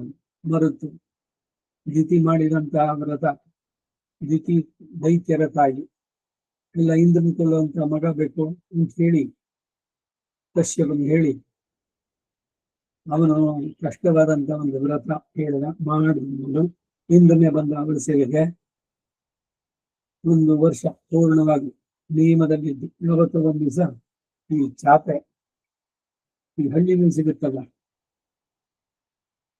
ಮನೆಗಳು ಇಷ್ಟು ಅಂತ ಅದ್ರಲ್ಲಿ ಮೇಲೆ 2 ಗೆರೆ ಇರುತ್ತೆ. ಈ ಬಸ್ ಕೆಳಗಡೆನಲ್ಲಿ 1 ಬರುತ್ತೆ ಸೈಡ್ ನಲ್ಲಿ, ಅದನ್ನು ಉಲ್ಟಾ ಮಾಡಿ ಒಂದ್ ಕಡೆಯಿಂದ ಹೆಣದ್ ಬಿಟ್ಟು ಕಡೆಯಿಂದ ಗಂಟಾಗಿತ್ತ. ಸೊ ಅದಕ್ಕೆ ಟಾಪ್ ಯಾವ್ದು ಅಗ್ರ ಯಾವ್ದು ಬೇಸ್ ಯಾವ್ದು ಅಂತ ಇರುವಂತದ್ದು. ಅದರಲ್ಲಿ ಸಂಜೆ ಹೊತ್ತು ಇವಳು ತಲೆ ಕಡೆಯಲ್ಲಿ ಇಟ್ಕೊ ಬದಲು ಕಾಲು ಇಟ್ಕೊಂಡು ಮಲಗಿದ. ಯಾವಾಗ ಅವಳು ಅಪವಿತ್ರಳಾಗಿದ್ಲು ಆ ಸಂದರ್ಭದಲ್ಲಿ ಇಂದ್ರ ಯೋಗ ಶಕ್ತಿಯಿಂದ ಅವಳ ಗರ್ಭವನ್ನು ಪ್ರವೇಶಿಸಿ ತನ್ನ ವಜ್ರಾಯುಧದಿಂದ ಅವಳ ಗರ್ಭವನ್ನು 7 ಅನಿಕ್ಷೆ ಚೇಂಜ್ ಮಾಡ್ದ, ಛಿದ್ರ ಮಾಡಿದ, ಚೂರು ಮಾಡಿದ್ದು 7 ಚೂರು. ಮತ್ತೆ ಒಂದೊಂದಿಂದ 7 ಮಾಡ್ದ. 7 × 7 49. ಅದೆಲ್ಲ ಅಳು ಶುರು ಮಾಡೋದು. ನಾರದ ಅಳಬೇಡಿ ಅಳಬೇಡಿ ಇಂದ ಅಷ್ಟಲ್ಲಿ ಇವರಿಗೆ ಎಚ್ಚರ ಆಯ್ತು. ಇಂದ್ರ ಮಾಡಿದ ಕೆಲಸ ಅವನೇ ಇವ್ನ ಸೇವೆಗೆ ಬಂದ್ಬಿಟ್ಟಿದ್ದ ಅವನು. ಮತ್ತೆ ಆಮೇಲೆ ಹೇಳಿದ್ರು ಏನು ಯೋಚನೆ ಮಾಡಿದನು ಚಿಕ್ಕಮ್ಮ, ಏನು ಯೋಚನೆ ಮಾಡಬೇಡ, ಅದಿತಿಯ ಮಗ ಇವನು, ದ್ವಿತೀಯ ಮಕ್ಕಳು ಇವರು, ಇವ್ರಿಗೂ ಕೂಡ ನಾನು ಅಲ್ಲಿ ಹವಿದ ಭಾಗವನ್ನ ನೀಡ್ತೀನಿ ಅಂತೇಳಿ 49 ಜನ ಮರುದ್ಗಳು ಪಿತೃಗಳು ಬಸವರುದ್ರ ಆದಿತ್ಯರು ಗಂಧರ್ವ ಯಕ್ಷ ಸುರಸಿದ್ಧ ಸಂಗಾಹ ಎಲ್ರು ಕೂಡ ಇವರೆಲ್ಲರೂ ಕೂಡ ನಿನ್ನನ್ನ ವೀಕ್ಷಂತೆ. ಸೊ ಭಗವದ್ ಆಭಿಮುಖ್ಯ ಇದ್ದವರಿಗೆ ಮಾತ್ರ ಅಲ್ಲಿ ದರ್ಶನ. ಇಲ್ಲೂ ಕೂಡ ಅಷ್ಟೇ ದೇವತೆಗಳಿಗೆ ಸಹಜವಾಗಿ ಕೆಟ್ಟದ್ದು. ಯಾಕಂದ್ರೆ ಒಳ್ಳೆ ಕೆಲಸ ಮಾಡಿ ಮೇಲೆ ಹೋಗಿದ್ರು, ಈಚ್ ಕೆಲಸಗಳು ಮಾಡಿದ್ರೆ ತಿರುಗಿ ಸ್ಥಾವರಗಳಾಗಿ ಜನಿಸ್ತಾರೆ. ಅದೇನು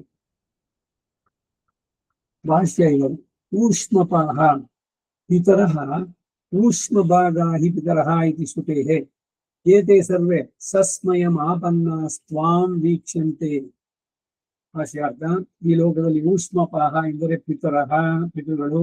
ಏಕೆಂದರೆ ಊಷ್ಮ ಭಾಗ ಹಿ ಪಿತರಃ ಎಂದು ಶ್ರುತೇಃ ಶ್ರುತಿ ಪ್ರಮಾಣ ಇರುವುದರಿಂದ ಏತೆ ಸರ್ವೇ ಇವರೆಲ್ಲರೂ ಪೂರ್ವಾರ್ಧದಲ್ಲಿರುವ ಏಚ ಎಂಬ ಪ್ರಯೋಗದಿಂದ ಏತೆ ಸರ್ವೇ ಎಂದು ಇಟ್ಕೊಳ್ಬೇಕು ಎನ್ನುವ ತಾತ್ಪರ್ಯ. ವಿಸ್ಮಯಮಾಪನ್ನಾಹ ಇದು ವಿಸ್ಮೃತಾಹ ಚೈವ ಎಂಬುದರ ವ್ಯಾಖ್ಯಾನ. ವಿಸ್ಮಯವನ್ನು ಹೊಂದಿದವರಾಗಿ ಆಶ್ಚರ್ಯ. ಸ್ವಾಂ ಈಗ ವಿಶ್ವರೂಪ ದರ್ಶನವನ್ನ ದಯಪಾಲಿಸುವ ನಿನ್ನನ್ನ ವೀಕ್ಷಂತೆ ನೋಡ್ತಾರೆ. ಹೀಗೆ ಈ ನಿನ್ನ ಮಹತ್ತಾದ ರೂಪವನ್ನು ಅವಲೋಕಿಸಿದವರೆಲ್ಲ ಆಶ್ಚರ್ಯಭರಿತರಾದರು ಎಂದು ಹೇಳಲ್ಪಟ್ಟಿತು. ಪಿತರಃ ಇದ್ರ ಬಗ್ಗೆ ಇದು ಕೂಡ ಬಹಳ ಹಿಂದೆ ಹೇಳಿದ್ದೆ, ಆದ್ರೂ ಜ್ಞಾಪಿಸ್ತಾ ಇದ್ದೀನಿ ಮತ್ತೆ. ಏನು ದೇವಾ ವೈ ಪಿತರಃ ಪಿತರೋ ದೇವಾಃ ಅಚ್ಛಿದ್ರ ಅಷ್ಟಮೇಧ ಅದರಲ್ಲಿ ಬರುತ್ತಿದ್ದಾಗ ದೇವಾ ವೈ ಪಿತರಃ ಪಿತೃಗಳು ಅನ್ನೋರೆಲ್ಲ ದೇವತೆಗಳು. ಅದೇನೋ ದೇವಭೂತ ಅಲ್ಲ.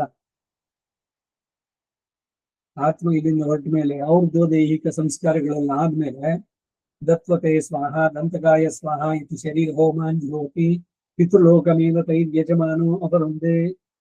ಪಿತೃಲೋಕವನ್ನ ಇವರು ಸೇರುದು. ಅನೇಕ ಬಾರಿ ಸಂದೇಹಗಳಿಗೆ ಆನ್ಸರ್ ಮಾಡಿದ. ಏನು, ಈಗ ತಂದೆನೋ ತಾಯಿನೋ ಅವ್ರು ಹೋದ ತಿಥಿ ಅವತ್ತಿನ ದಿವಸ ಶ್ರಾದ್ದವನ್ನು ಮಾಡಿದ್ರೆ ಅವರು ನಾಳಿಕಿಂದ ಅಪ್ಪವರ ಅಮ್ಮವರ ಏನ್ ಭೂತ ಪ್ರೇತವ ಬರೋದಲ್ಲಿ ಅಂತ ಮಾತಾಡಿ ನೋಡಿ ಮೇಲೆ ಬರುವಂತದ್ದು. ಹೀಗೆ ಇದು ಪಿತೃದೇವತೆಗಳ ಉಪಾಸನೆ ಅಂದ್ರೆ ಪಿತೃಗಣಗಳಿದ್ದಾರೆ. ವಸುಗಣ, ರುದ್ರಗಣ, ಆದಿತ್ಯ ಗಣ ಅಂತ ಗಣಗಳು ಅನೇಕರು ಒಬ್ರಿಬ್ಬರಾಗಿ. ಅವರ ಉಪಾಸನೆಗೆ ಒಂದು ವ್ಯಾಜ ಅಷ್ಟೇ. ತಂದೆ ಕಾಲವಾದ ದಿವಸ ಅಥವಾ ತಾಯಿ ಯಾವ ತಿಥಿಯಲ್ಲಿ ಇದು ಮಾಡಿದ್ರು ಪುಣ್ಯತಿಥಿ ಅವತ್ತು ಅವರನ್ನ ಉದ್ದೇಶಿಸಿ ಮಾಡ್ಬೇಕಾದ್ರೆ ಎಲ್ರಿಗೂ ಕೂಡ ವಸು, ರುದ್ರ, ಆದಿತ್ಯ 3 ಸ್ಟೇಜಸ್. ತಂದೆ ವಸುಗಣ, ತಾತ ರುದ್ರಗಣ, ಮುತ್ತಾತ ಆದಿತ್ಯ ಗಣಗಳು. ಹಾಗೆ ವಸುಪತ್ನಿ, ರುದ್ರ ಪತ್ನಿ, ಆದಿತ್ಯ ಪತ್ನಿ ಅವರುಗಳಿಗೆ. ಇಲ್ಲಿ ಯಾಕೆ ಇದನ್ನ ಹೇಳಿದ್ದು ಗಣಗಳು ಅಂತಂದ್ರೆ, ಈಗ ಒಬ್ರು ಪ್ರಪತ್ತಿ ಮಾಡ್ಕೊಂಡಿರ್ತಾರೆ. ಅವ್ರು ಮಾಡ್ಕೊಂಡ್ಮೇಲೆ ಮತ್ತೆ ಕಿತ್ಕೊಂಡು ಹೋಗ್ತಾ ಇದ್ದಾರೆ. ಅವ್ರ ಇವ್ರ ಲೋಕ ಪಿತೃಲೋಕ ಅನ್ನೋದು ದಕ್ಷಿಣ ದಿಕ್ಕಿನಲ್ಲಿ 3ನೇ ಸ್ತರದಲ್ಲಿದೆ. ದೇವತೆಗಳಿಗಿಂತ ಇನ್ನೂ ಉತ್ತಮವಾದ ಪದವಿ ಇವರಿಗೆ. ಯಜ್ಞಯಾಗಗಳನ್ನು ಮಾಡಿದ್ರೆ ಸ್ವರ್ಗ ಕಾಮೋ ಯಜೇತ. ಆದ್ರೆ ಶ್ರಾದ್ದವನ್ನು ಶಾಸ್ತ್ರೋಕ್ತವಾಗಿ ಇಲ್ಲಿ ನಡೆಸಿದ್ರೆ ಅವರಿಗೆ ಆ ಪಿತೃಲೋಕ ಸಿಗುತ್ತೆ, ಸಂಸ್ಕಾರಗಳು ಸರಿಯಾಗಿ ನಡೆದಿದ್ರು. ನಮ್ಮ ಒಂದು ವರ್ಷ ಅವ್ರಿಗೆ 1 ದಿವಸ. ಸೊ ಪ್ರತಿ ದಿವಸ ಅವ್ರು ಊಟ ಹಾಕಿದಂಗೆ ಶ್ರಾದ್ದವನ್ನು ಶ್ರದ್ಧೆಯಿಂದ ಮಾಡ್ಬೇಕು. ತಂದೆ ತಾಯಿಗಳಿಗೆ ಪಾರ್ವಣ ಶ್ರಾದ್ದವನ್ನು ಮಾಡ್ಬೇಕು. ಎಲ್ಲ ಸೇರಿಸ್ಬಿಟ್ಟು ಮಾಡೋದಲ್ಲ. ದಿನಗಳು ಅಷ್ಟೇ, ಪ್ರಥಮೆ ಹನಿ, ದ್ವಿತೀಯ ಹನಿ ಎಲ್ಲದನ್ನು ಸೇರಿಸ್ಬಿಟ್ಟು ಮಾಡ್ಬೇಕು. ಹಾಗೇನೆ 1 ವಾರದ್ದೆಲ್ಲ ಮಾಡಿಬಿಟ್ಟು ಕುಕ್ಕರ್ನಲ್ಲಿ ಕೂತ್ಕೊಂಡು ತಿಂದ್ಬಿಡಿ. 1 ವಾರ ಅಡಿಗೆ ಮನೆ ಪೀಗ್ ಹಾಕಿ ಸಾಧ್ಯ ನಾವು. ಹಾಗೆಲ್ಲ ಸೇರಿಸಿ ಮಾಡೋದೆಲ್ಲ ಇಲ್ಲ. ಇದೆಲ್ಲ ಏನೇನೋ ಅಧ್ವಾನಗಳು ಆಗೋಗಿಲ್ಲ. ಯಾಕೆಂದ್ರೆ ಎಲ್ಲ ಜನರು ಬೇಕು, ನಮ್ಮ ಎಲ್ಲ ಸೇರ್ಸ್ಕೊಂಡು ಪರೀಕ್ಷೆ ಅಂತ ಇವ್ರು ಸಂಭಾವನೆ ಹೋಗುತ್ತೆ. ವಾದ್ಯಾರು ಅವ್ರು ಹೇಳಿದಕ್ಕೆಲ್ಲ ಇಷ್ಟ. ಮಾಸಿಕಗಳು ಅಷ್ಟೇ ಸರಿಯಾಗಿ ನಡಿಬೇಕು. ಆ ಮಾಸಿಕಗಳಲ್ಲಿ ಒಂದು ವೇಳೆ ಪ್ರಮಾದ ವಶಾತ್ ಏನು ನಾಶೋತ್ಸವ ಮತ್ತೊಂದು ಆ ಮಾಸಿಕ ನಿಲ್ಲಿಲ್ಲ ಅಂದ್ರೆ ಅದನ್ನ ಇನ್ನೊಂದು ದಿವಸ ಮಾಡೋಕ್ಕಾಗಲ್ಲ, ಹೋಗಿದೆ. ಅದಕ್ಕಾಗೇನೆ ಇಲ್ಲಿ ಮೊದಲು ಷೋಡಶ ಅಂತ ತಿಳಿಸಿರೋದು. ಒಂದ್ ವೇಳೆ ಮಿಸ್ ಆಯ್ತು ಅಂತಂದ್ರೆ this will be taken into account ಅಂತ. ಪಕ್ಷದಲ್ಲಿ ಮಾಡುವಂಥದ್ದು ಷೋಡಶ ಕೊಡುವುದರಲ್ಲಿ. ಶ್ರಾದ್ದವನ್ನು ಶ್ರದ್ಧೆಯಿಂದ ನಡೆಸಿದ್ರೆ ಪಿತೃದೇವತೆಗಳು ಸಂತೋಷ ಪಡ್ತಾರೆ. ಯಾರು? ವಸುಗಣ, ರುದ್ರಗಣ, ಆದಿತ್ಯ ಗಣಗಳು. ಅವರು ಹರಸಿದರೆ ಇವರ ಬಾಳು ಇಲ್ಲಿ ಚೆನ್ನಾಗಿರುತ್ತೆ. ಅದು ಮೋಕ್ಷಕ್ಕೂ ಕಾರಣವಾಗುತ್ತೆ. ಬರೀ ಅಷ್ಟಕ್ಕೆ ಅಲ್ಲ, ಇಲ್ಲಿಯ ಭೋಗಗಳು, ಇಲ್ಲಿ ಒಂದು ಸೌಖ್ಯ ಇದಿಷ್ಟೇ ಅಲ್ಲ, ಇಹದಲ್ಲಿ ಸುಖ, ಪರದಲ್ಲಿ ಮೋಕ್ಷ 2 ಸಿಗುವಂತದ್ದು.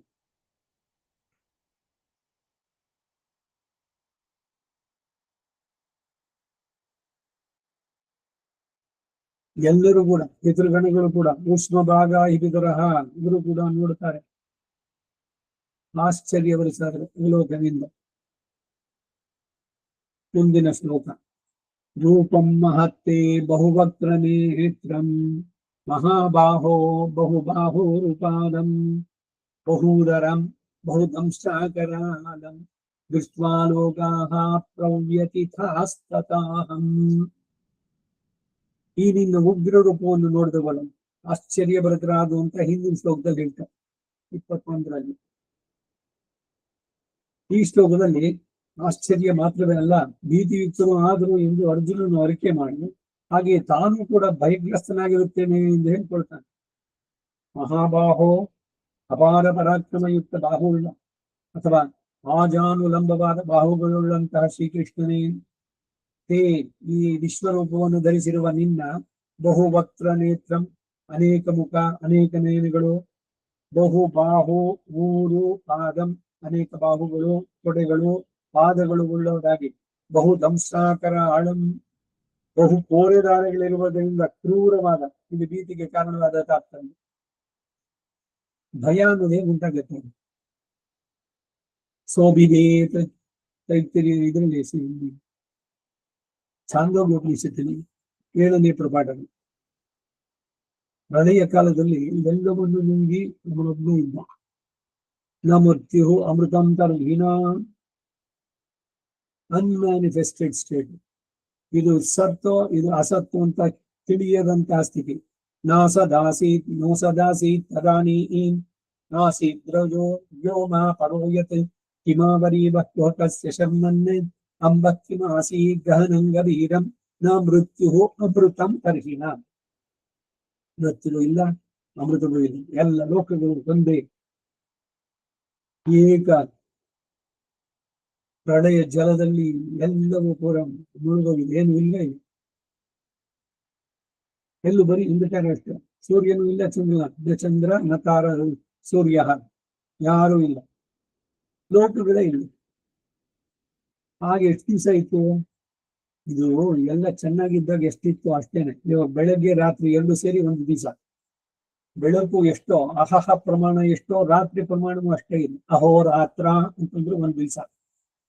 ಅದರಲ್ಲಿ ಹಕಾರ ಮತ್ತೆ ರಕಾರ ಸೇರಿಸಿ ಫೋರ ಅನ್ನೋದನ್ನ ಜ್ಯೋತಿಷದಲ್ಲಿ ಒಂದು ಗಂಟೆ, ಇಂಗ್ಲಿಷ್ ನಲ್ಲಿ ಅದನ್ನ ಅವರ್ ಅಂತ. ಎಲ್ಲಿಂದ ಬಂತು ಸೋರ್ಸು ಅವರ್ ಅಂತ ಬರೋದಕ್ಕೆ? ಸಂಸ್ಕೃತ. ಅಹೋರಾತ್ರದಲ್ಲಿ ಎರಡು ಪದ, ಅದು ಹೋರ. ಹಾಗೆ ಸೃಷ್ಟಿಯಾದಾಗ ಕಾಲ ಎಷ್ಟಿತ್ತೋ ಕಾಲ, ಅಷ್ಟೇ ಕಾಲ ಅಂಧಕಾರ, ಏನು ಇಲ್ಲ.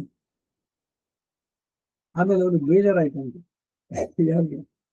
ಭಗವಂತನಿಗೆ.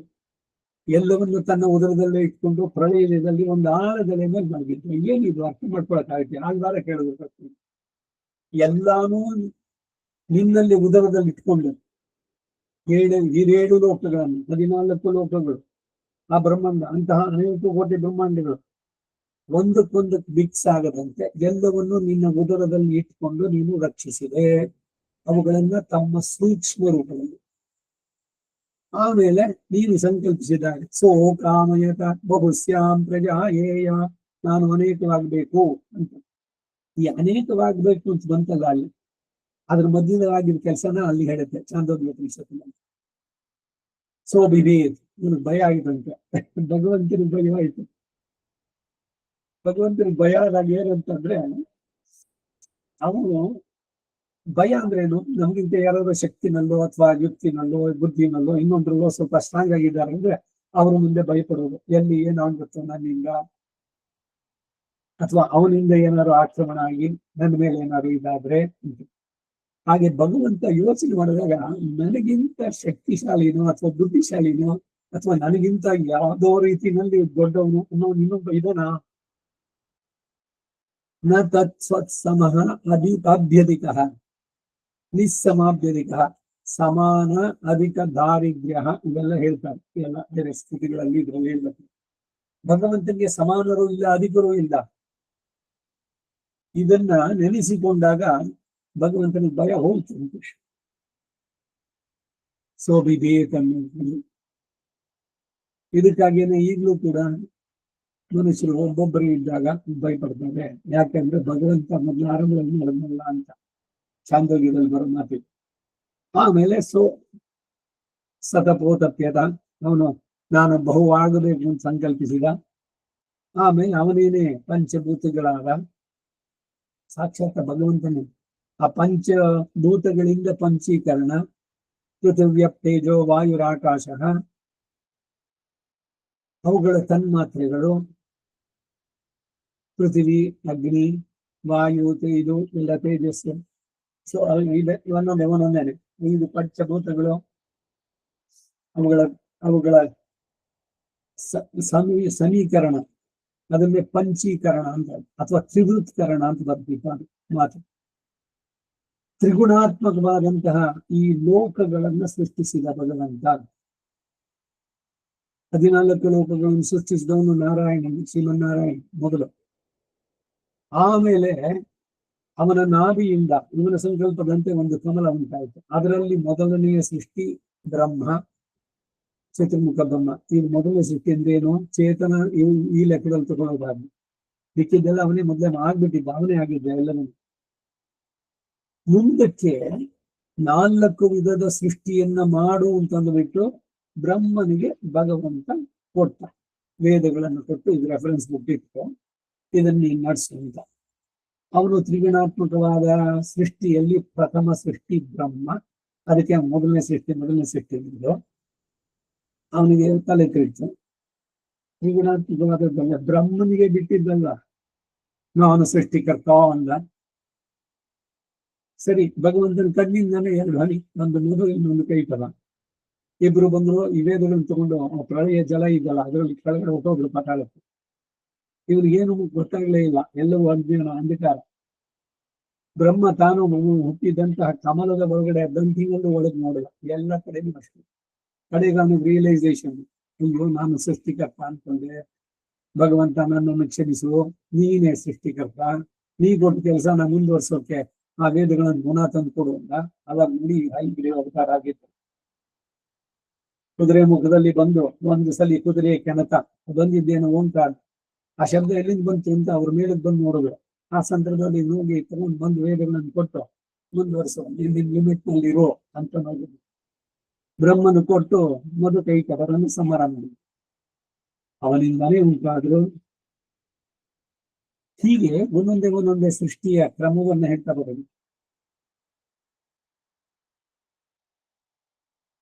ಬರೀ ಆಶ್ಚರ್ಯ ಅಲ್ಲ, ಭೀತಿ ತೋರಾದ್ರು ಅಂತಂದ್ರೆ ಯಾಕೆ ಅಂದ್ರೆ ಇವನಂತಹ ವಿರಾಟ್ ಇದನ್ನ ನೋಡ್ಬೇಕಾದ್ರೆ ಮಹಾಬಾಹೋ ಅಪಾರ ಪರಾಕ್ರಮ ಯುಕ್ತ ಉಳ್ಳಂತ ಬಾಹು ಉಳ್ಳಂತವನು, ಆಜಾನುಲಂಬವಾದ ಬಾಹುಗಳುಳ್ಳಂತ ಶ್ರೀಕೃಷ್ಣನೇ ಈ ವಿಶ್ವರೂಪವನ್ನು ಧರಿಸಿದ ನಿನ್ನನ್ನ ಬಹುವಕ್ರ ನೇತ್ರಂ, ಅನೇಕ ಮುಖ, ಅನೇಕ ನೇನುಗಳು, ಸಹಸ್ರ ಶೀರ್ಷ ಪುರುಷ, ಸಹಸ್ರಾಕ್ಷ ಸಹಸ್ರಪಾತ್.